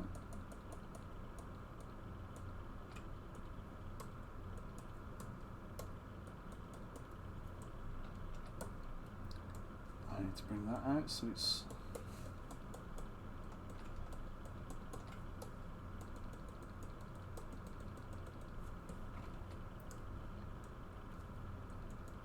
so you can see what I've done here is I've created these kind of large, exaggerated kind of folds in the cloth.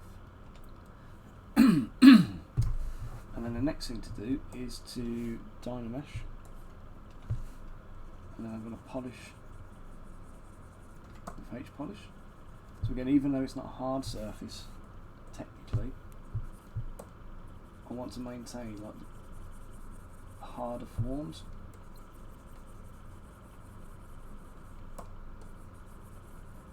Keep the ridges, keep the valleys. I can have some straight edges in there for the folds, that's fine.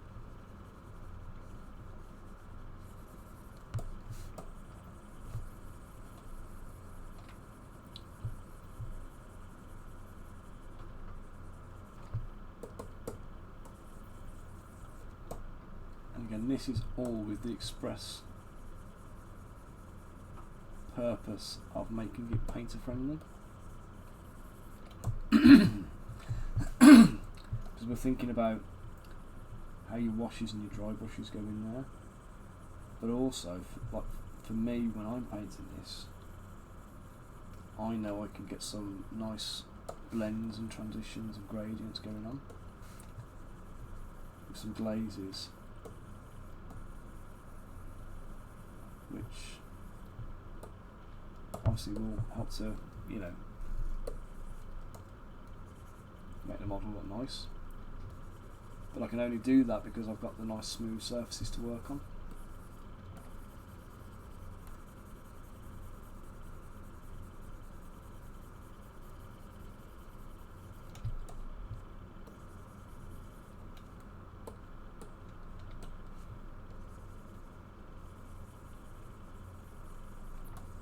I mean, Dio's done a great job of getting the movement into the model that I wanted on this one anyway, so on the artwork he's nailed it.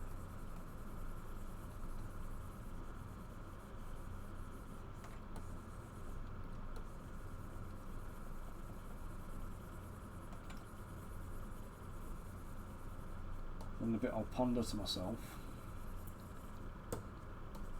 and it's always something I always think about. So the trim on that cloth, you can see that little gold line around the outside of the skirt, just here, this bit. Also the runes and everything on the loincloth. I have a kind of a design decision to make, to basically decide, do I leave her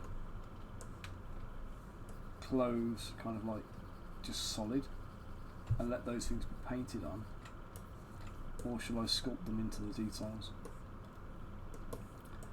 And again, it all depends on what kind of effect you're looking for. I don't tend to sculpt things like the runes onto the clothes. I will on armour, but for for clothing, I always feel like it should be like embroidered in, it should be like painted onto the surface. But the trim around the outside, even though the same rules technically apply, the trim around the outside is something I probably would sculpt in, just because it adds a little bit of interest to the model. I'll probably only do it as like as a groove, like I did on the rest of the armour though, on the rest of the clothes. But again, that helps to make it consistent if I use that same technique. So the little lines cut into the surface will do that job. Okay.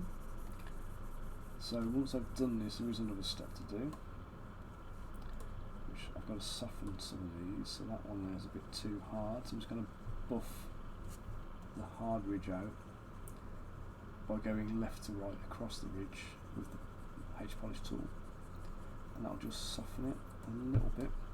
Still keep the form and the shape, but the actual sharp edge is gone.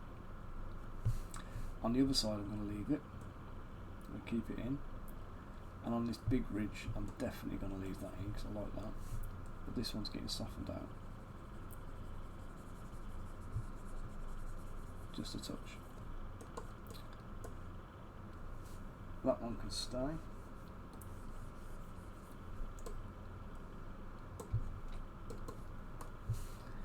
Right, so again we're going to fur around the bum, so I'm just going to push the skirt in a little bit. It'll give me a little bit more wiggle room to work with.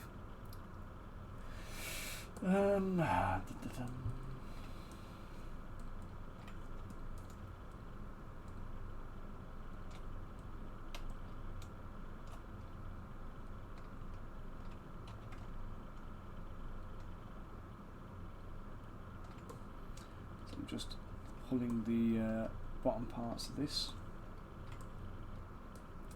So I've got a little bit more clearance to get the fur under there and the other bits.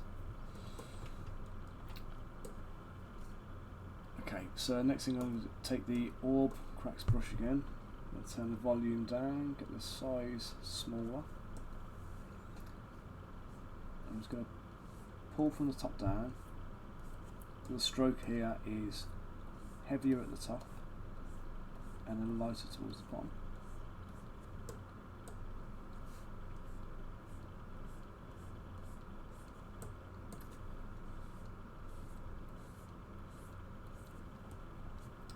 I'm just going to break up some of the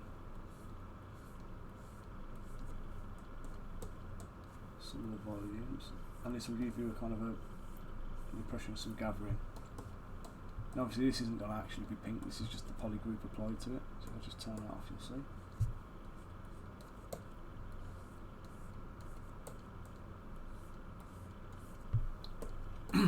Okay, now I need to add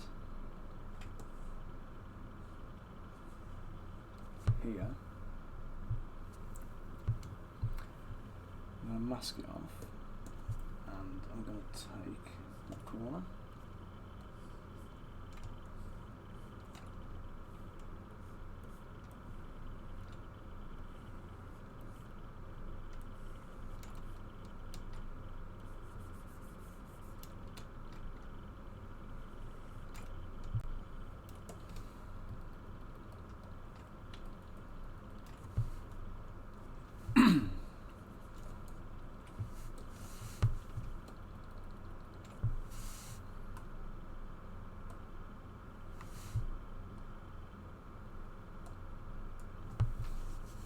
okay. Oh god. Okay, so let's just shape this and make this work as I want it to. So this is to be a kind of a rollover corner fold on the cloak.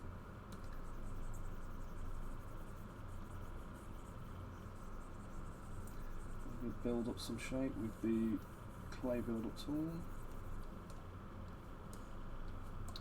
Use the move tool to get some shape in there as well.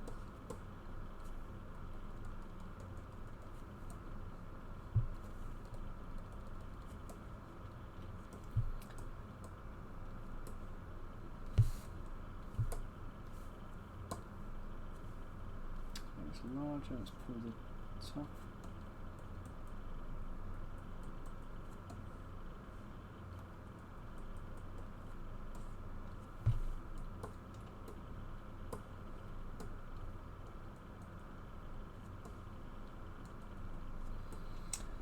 Okay, let's just polish this to within an inch of its life.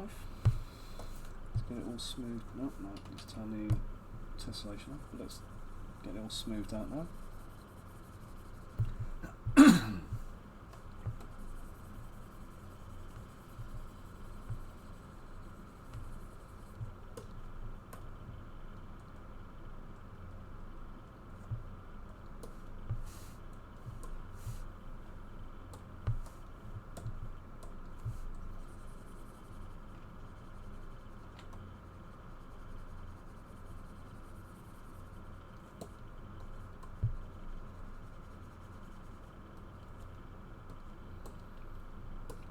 Right, sometimes when you're doing this and you've got a mesh below, the mesh below kind of affects the brush. It gives you these weird things. So if you ever start getting odd bits in your sculpts and undesirable effects, the brush being pulled from one way or another, or the mesh being pulled one way or another, then just isolate the mesh. Just turn everything off and you can just see just what you're working on. And that will help you to get a little bit of control back. Okay.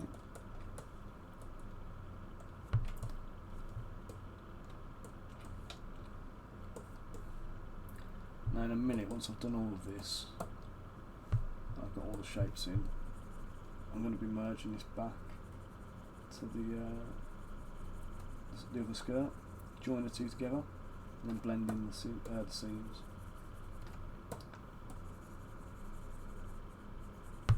Right, and this is where I talk about exaggerations as well. So this is a skirt. It would be what, cloth, cotton, something like that. In reality, maybe some kind of canvas.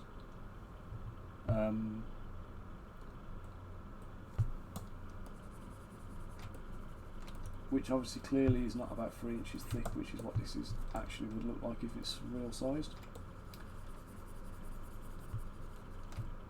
And this is where the exaggerations aspect of sculpting models comes in. So with a 3D print, really you want your minimum tolerances to be around about 1 millimetre, so like thicknesses for materials. You don't want to go thinner than 1 millimetre because it can cause problems with the mesh. Obviously supporting it can be an issue.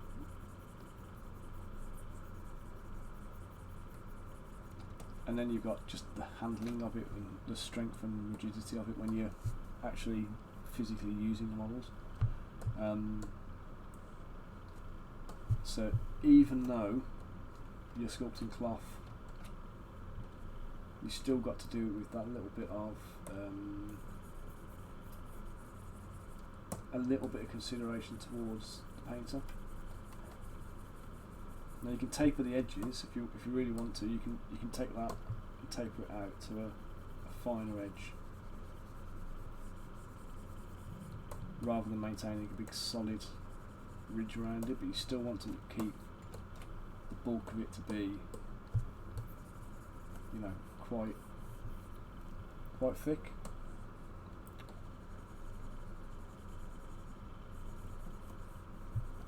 Okay.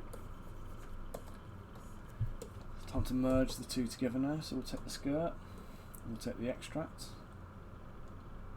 merge down, and Dynamesh and polish. And I just want to polish that bit into there, and then where these two bits come together, I'm going to take my oil crack brush, I'm going to come down, I'm just going to run it into there, and invert it a little bit and give it a raise so it runs in. Okay, and then I'll do one more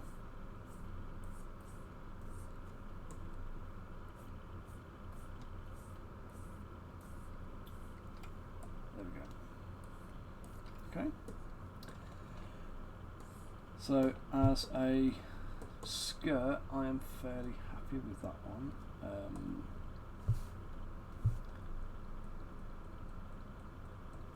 Bring a ridge out here. That's the only bit I just need to just sort out a little bit. Reshape that.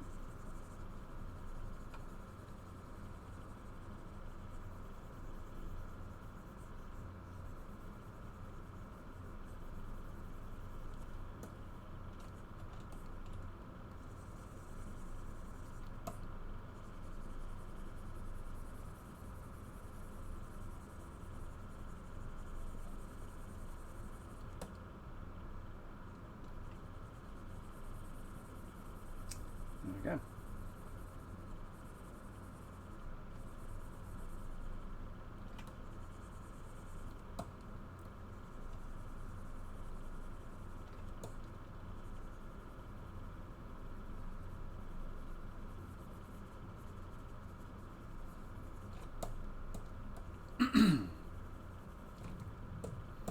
Right, now all that polishing has given me these weird anomalies down the bottom here.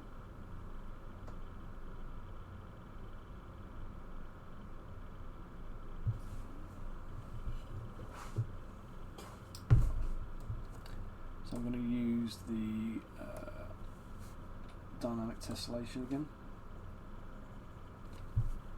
and that's just gouging holes in the model. So let's just get them all done.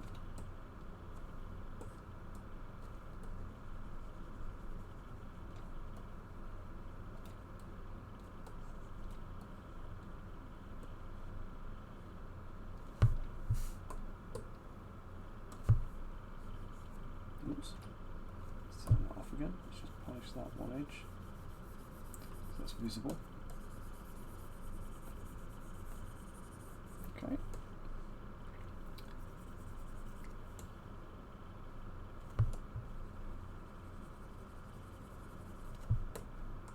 Oh, that's all hidden. Okay, so the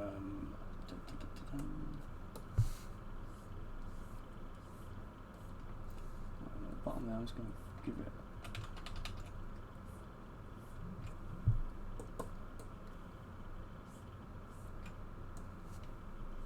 an extra little ridge. And again, this is just to pick up some of the paint and give it a little bit of texture, a little bit of interest.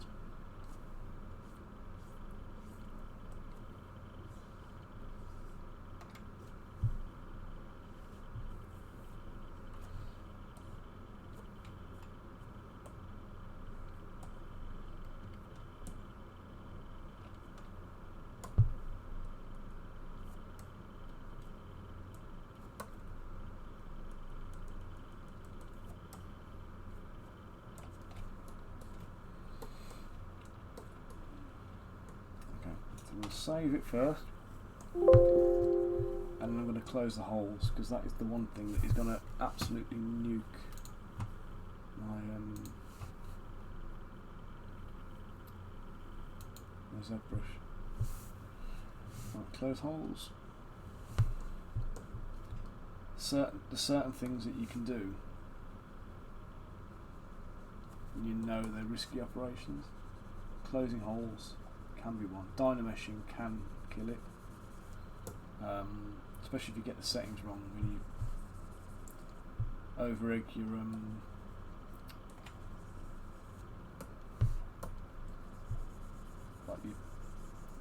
resolution on it. Get the resolution wrong on a Dynamesh, it can be catastrophic. Set this right down, set this right up.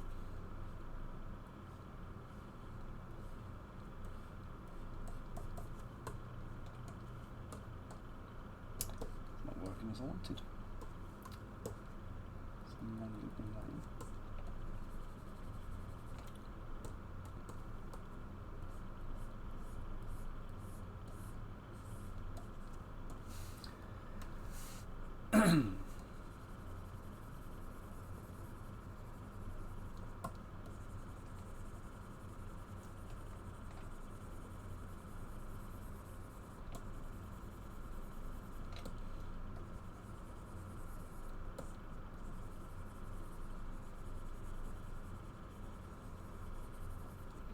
Right, now here If I was making this model to cast in metal, I would absolutely leave that as a solid mass. If I was sculpting it to be cast in resin, I would also probably leave it as a solid chunk.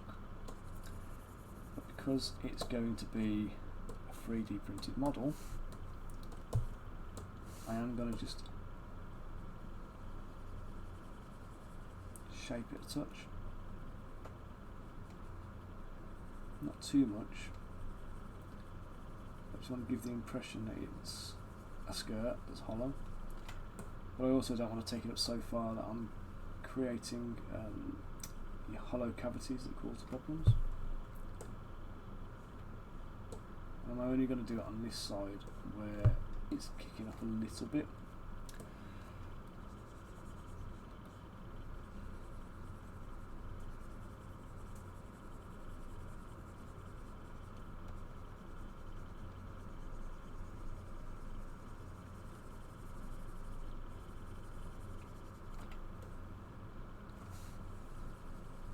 Just get a little bit of these trousers showing.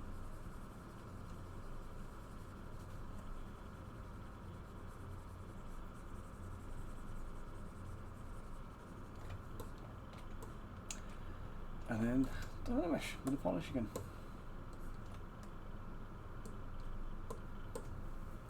Okay, now that's all a little bit rough, so I'm just going to polish it out manually with the H polish tool.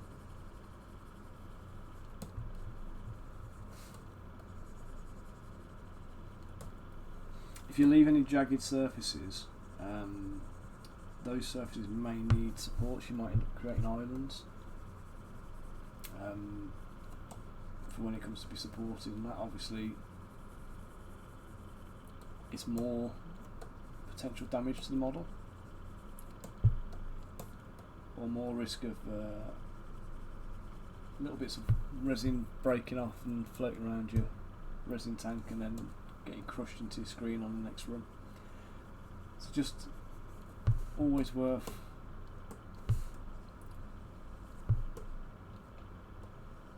just making sure you've got nice surfaces.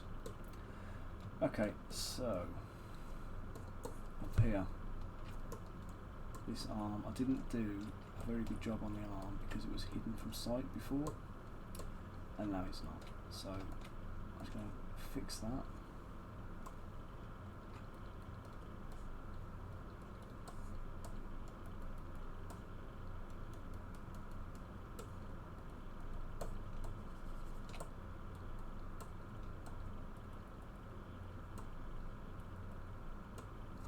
And here we've got to be careful because this bit in the armpit, that is an area where it's very easy to get a little bit of trapping going on.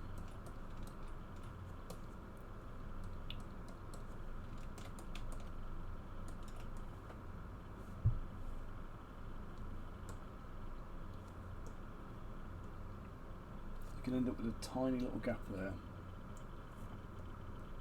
that can trap resin, and we don't want that. So take every opportunity to go in and just check for those little potential issues. Hit them off early, and then it's less of a drama later.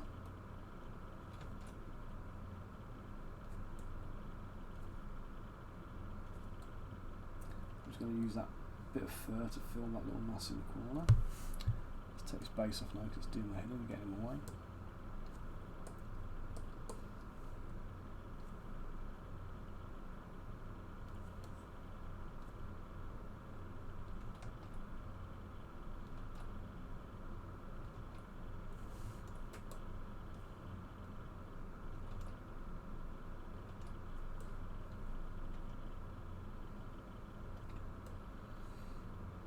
Right here, you see that little bit? That is going to cause unnecessary amounts of issues, so I'm just going to bring the arm down and just fill that little gap.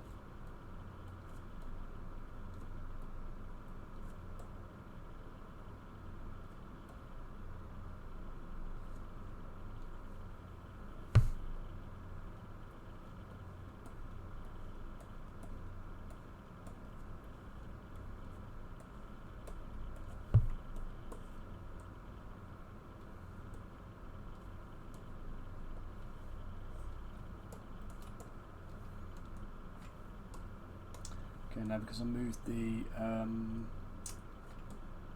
corset bit out as well, I've now got to adjust that a little bit, the cape, because it was showing through. And the inside of the cape looks ugly as well because there was an arm there before, so it was inflated out to fit the arm. Let's just polish it and shape it and adjust it and get it looking nice.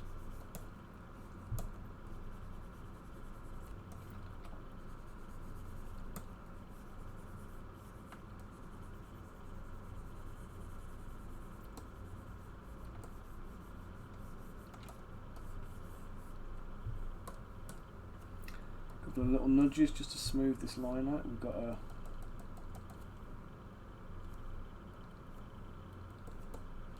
I just want to take that to a point.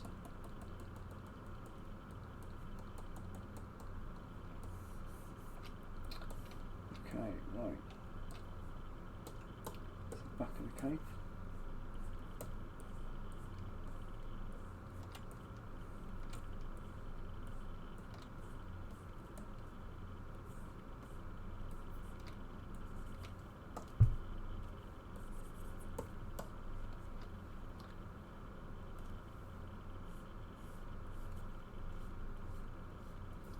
Just a little corner kick up on this one, but do it as a quickly sculpted little piece.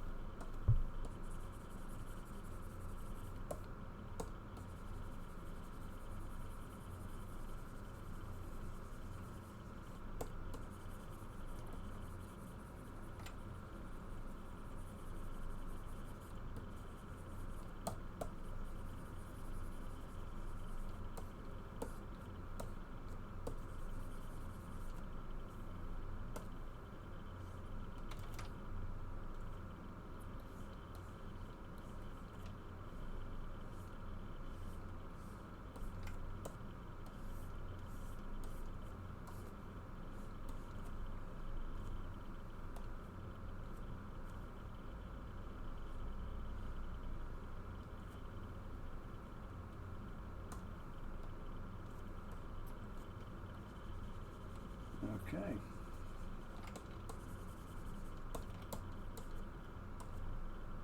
Almost there, a few little nudges now. See it on the model to make sure it will make sense still.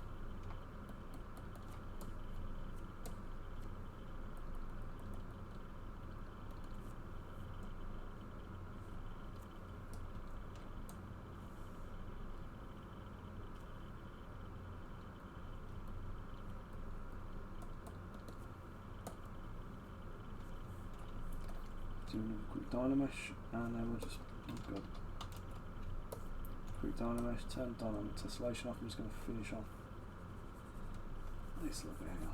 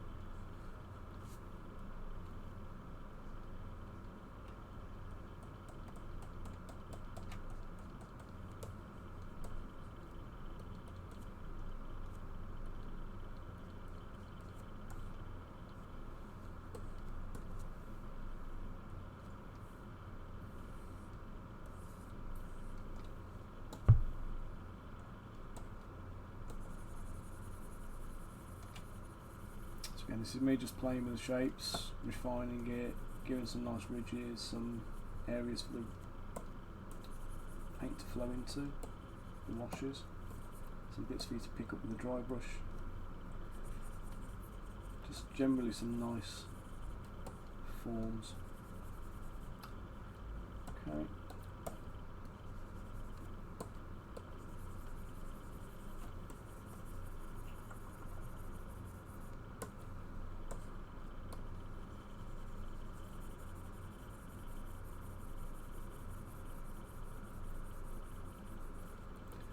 We need that on the inside and the outside of the cloak because they're both visible. Sometimes you sculpt cloaks and they wrap around, or there's body in the way, so you don't need to worry about sculpting it all. But anytime you're doing it where you can see both sides of the cloak, you do need to make sure you're sculpting the detail on the inside as well. Refine the detail on the inside, don't just do the outside.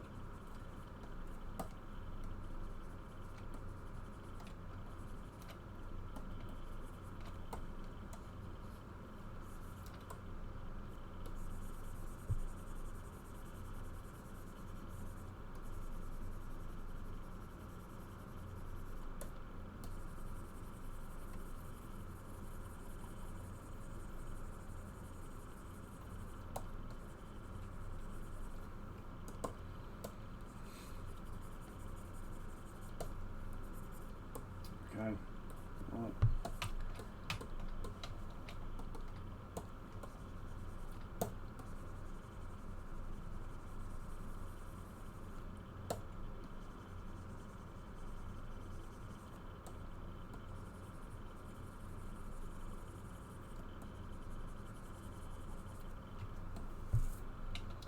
Bro, right. So next bit, save. We're going to do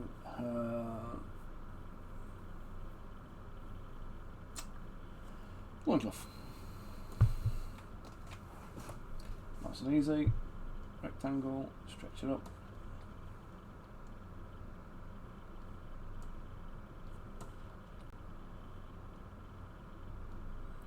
Go down to about mid-shin with this, so there. Large size move brush. Just going to grab the bottom.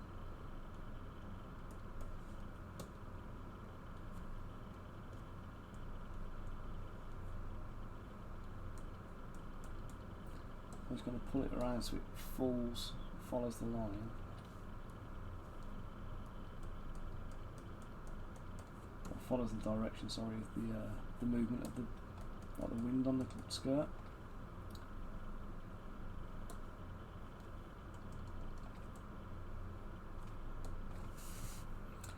And now I'm going to divide it a few times, dynamesh it, and then I'm just going to come in with the all crack tool again, 20 intensity, size about 200.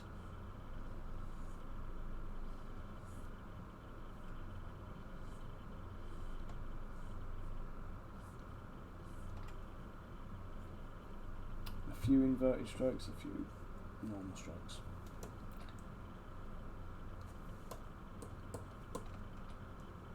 That I will call done, with one exception. This little gap here is majorly undesirable. So we either make the gap bigger or we make the gap smaller. So I'm going to opt for bigger in this case. I want the loincloth to stay through the middle. Okay, so that is something I am fairly happy with. Okay, now we've got this last triangular bit. Square again, shrink it down, bring it up.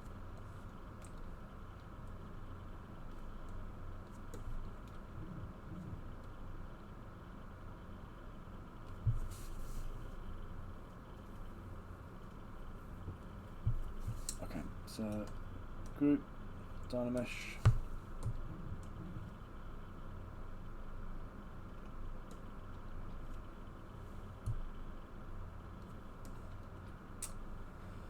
and I'm going to use the slice tool again that I used before.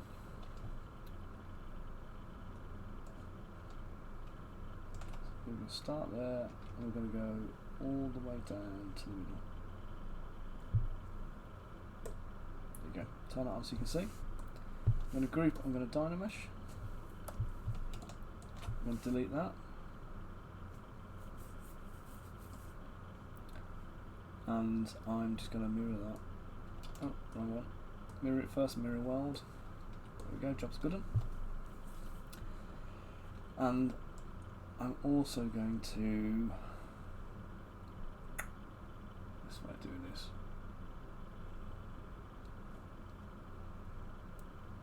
Yeah, I'm just going to turn symmetry on now.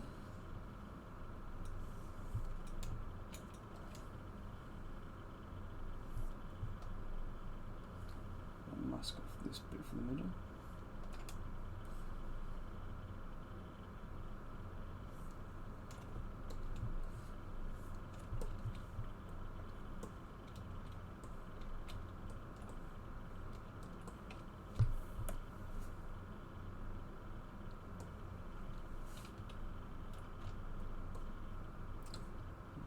That again, and now shrink and increase the intensity. Get lazy mouse on. Just going to run up the center line there. You see where this piece is, because I went over it there. I've got a bump, so I'm just going to undo that. I'm just going to come back and do it again.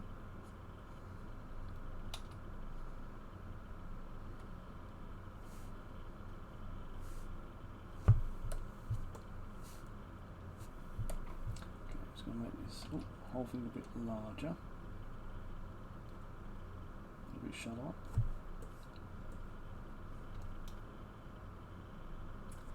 Like that'll do. And I want to, there we go. I'm going to use the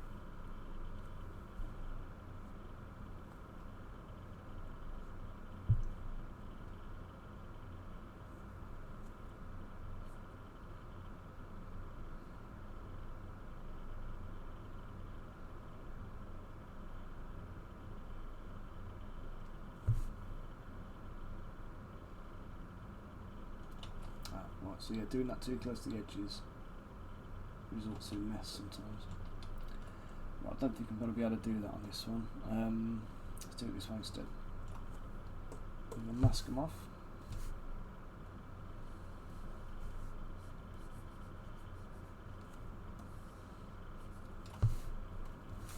And I'm just going to unmask.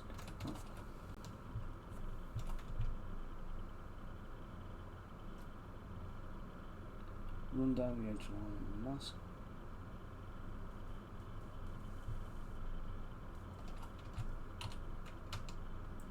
And then right in the middle of the mask.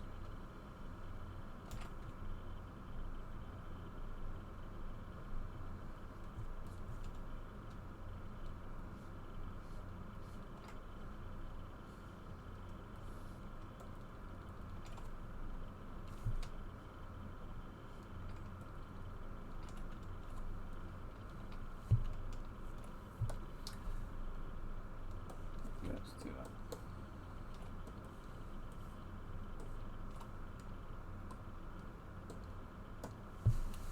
And unfortunately, this time round, it's giving me a big jagged edge on it, so I'm just going to smooth that off again. H polish.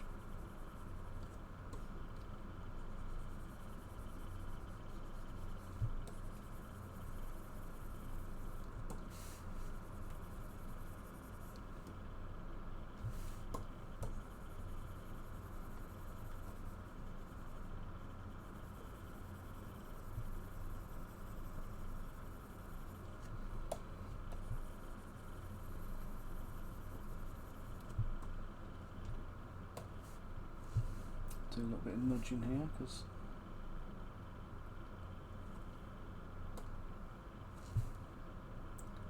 it's not quite right. Something wrong with the width of the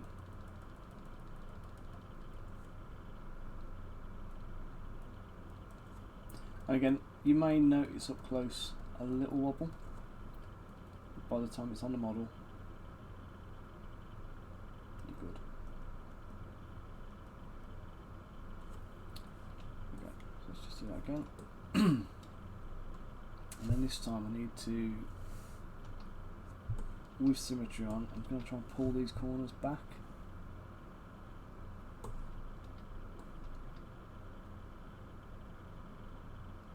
Now there's tools for deformations that I could use for this. I'm not sure that's the best way for me to do it.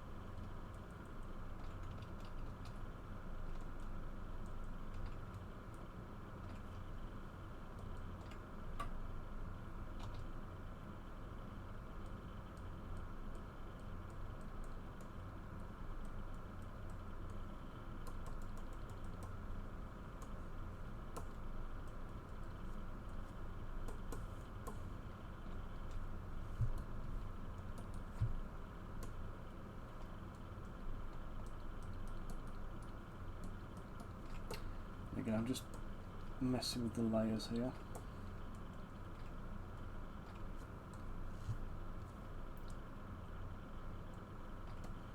Just making sure some of the things that should be lower down are lower. Bring up some of the bits that need to be higher.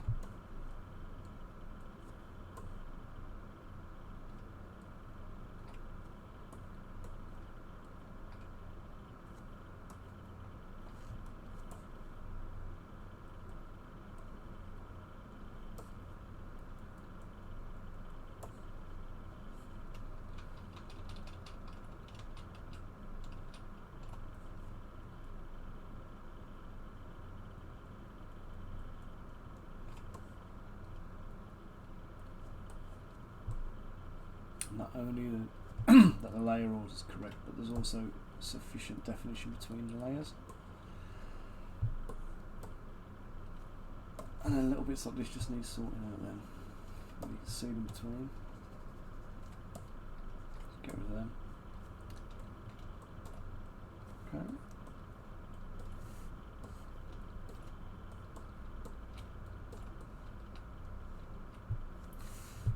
I'm going to throw the fur in, and then I think I'm going to stop today.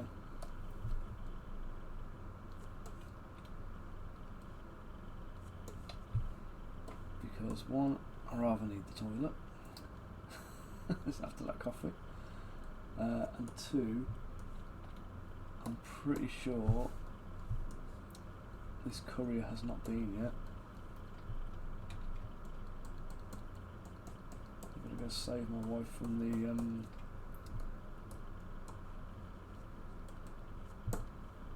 the unfamiliar situation with the courier issue, which is fun, always fun. Okay, so this is going to be hand sculpted. I'm not going to do any textures. I'm not going to do any no imported textures. Nothing. We're going to do what we did on the cloak before. So first thing to do is to just get some shape in there. So again, I'm going to follow the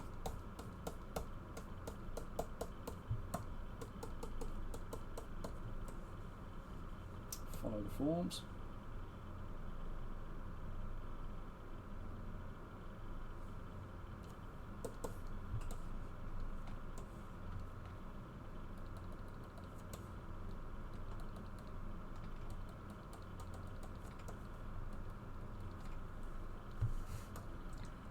Use the snake hook brush to pull a few few bits.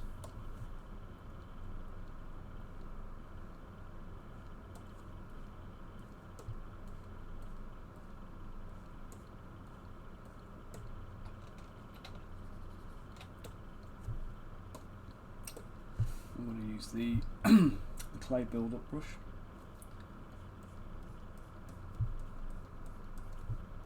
I was going to draw in some rough strands.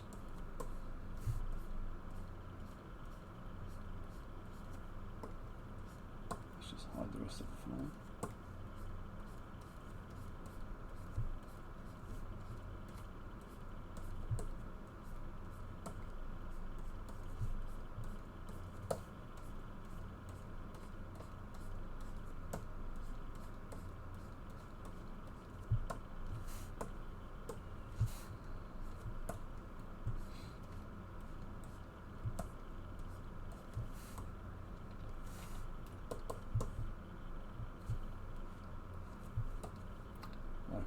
Next thing is to just Dynamesh and polish that lot, just to smooth off some of the stroke marks. Bring some of these little fur strands up, just like I did on the hood, mantle. And again, the movement on this is all going to the right now, so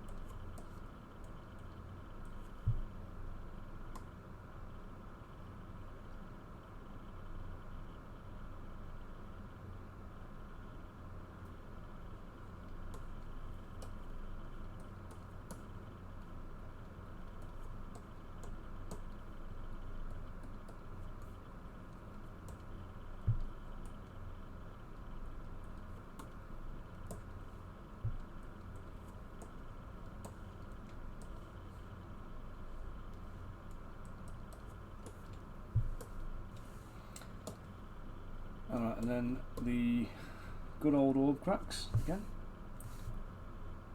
About intensity 25, size 40, give or take. Lazy mouse down to 1.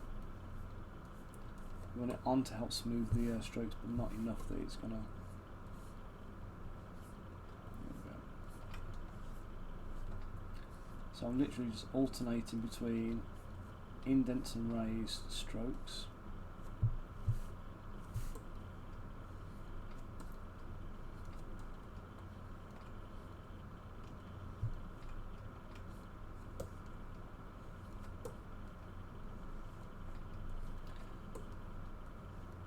One of the things to be careful for here is that dynamic tessellation. I've got it turned on at the moment. If you increase the brush size, it increases the tessellation size.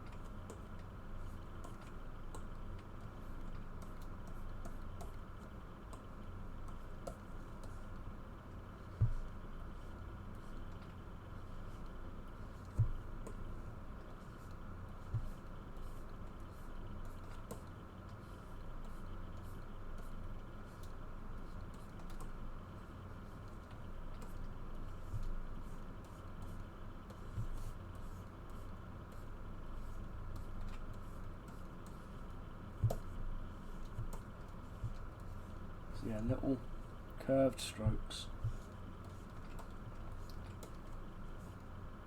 different lengths, slightly different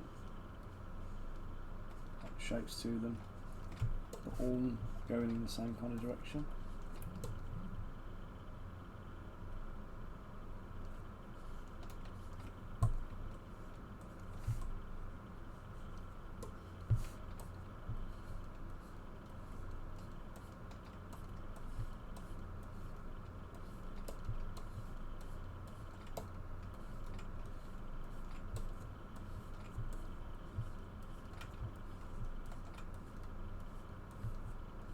Again, this method of doing fur, when you look at it, it looks like fur, and the combination of the cut-in grooves and the raised kind of strands gives you something, a nice bit of contrast to be able to kind of paint properly. So looking there, great stuff.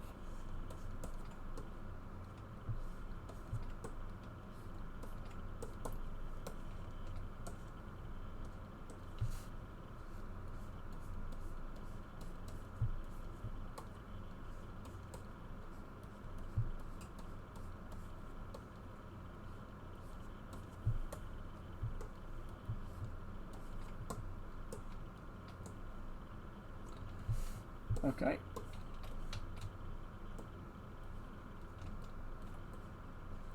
Right, now, before we go further, I've got an issue there to address, which I don't know if you can see, but we've got a hollow in this point here. So I'm just going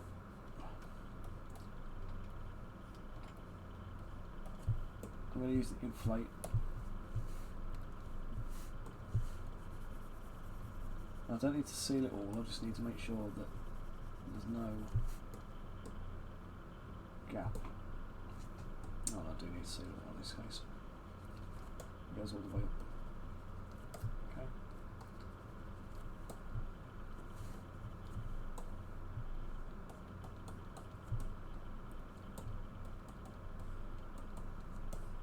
So basically, it doesn't matter if there's a hollowing behind the loincloth, as long as there's no like hole leading to that hollowing, if that makes sense.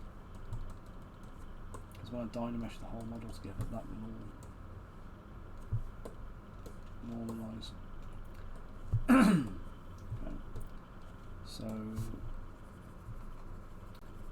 from here.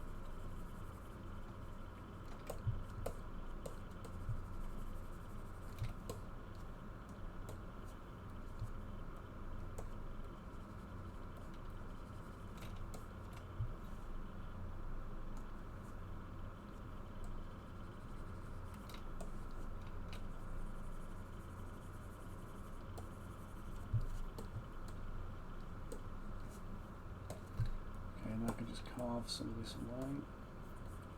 Oops.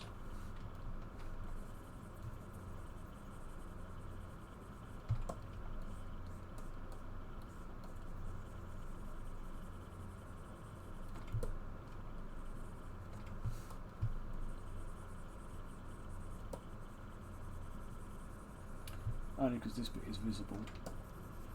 That's the only reason I'm paying this any attention. So, edge polish again.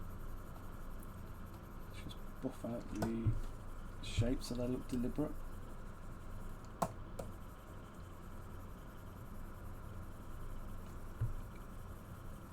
don't want any of this to look like an accident, so.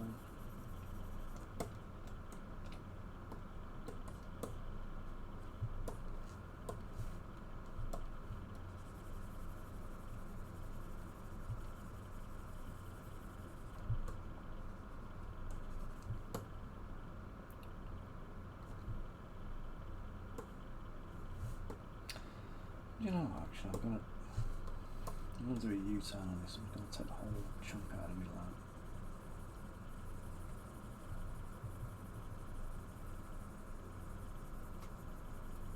For now.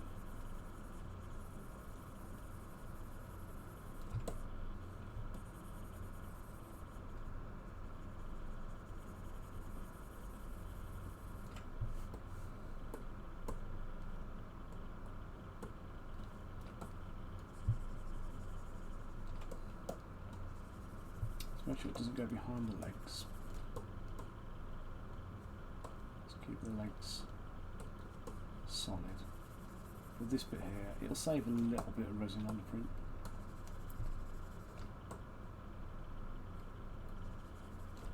But importantly, it shouldn't cause any major issues either. So.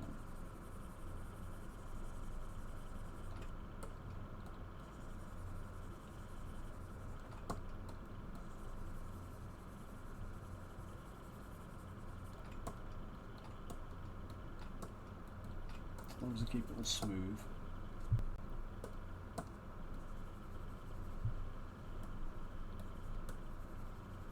I don't need to go all the way up with it because you aren't going to see all the way up there to be able to paint it.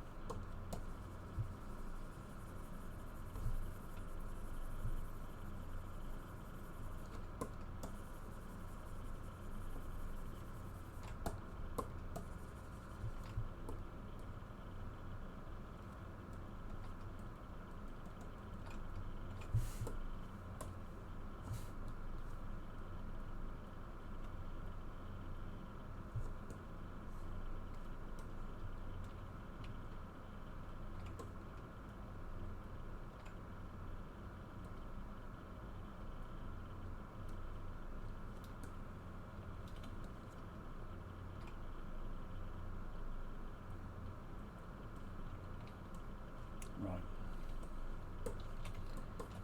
There you go. Very happy with that so far. Let's frame her up there. And we'll stop and call that done. Let's save it.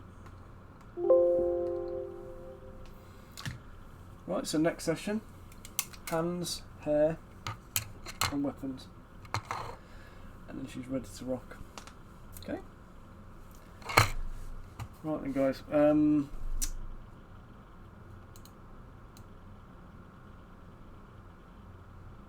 yeah, definitely good. Happy with that. Okay, so yeah, again, to everybody who's watched, thanks for tuning in. I'll be doing this again next Wednesday. If you do see, if you sign up for to follow me, if you do see any other notifications going on in the meantime, it might just be me doing like a little bit of a painting session or a bit of an ad hoc sculpt on something else.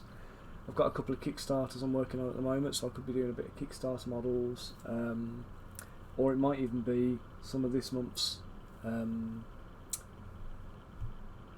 like Patreon sculpts. So I've done the what's called Spine Devils unit this month. I'm still working on those, so I might fire up when I'm on them, doing the posing and stuff. If you want to join in.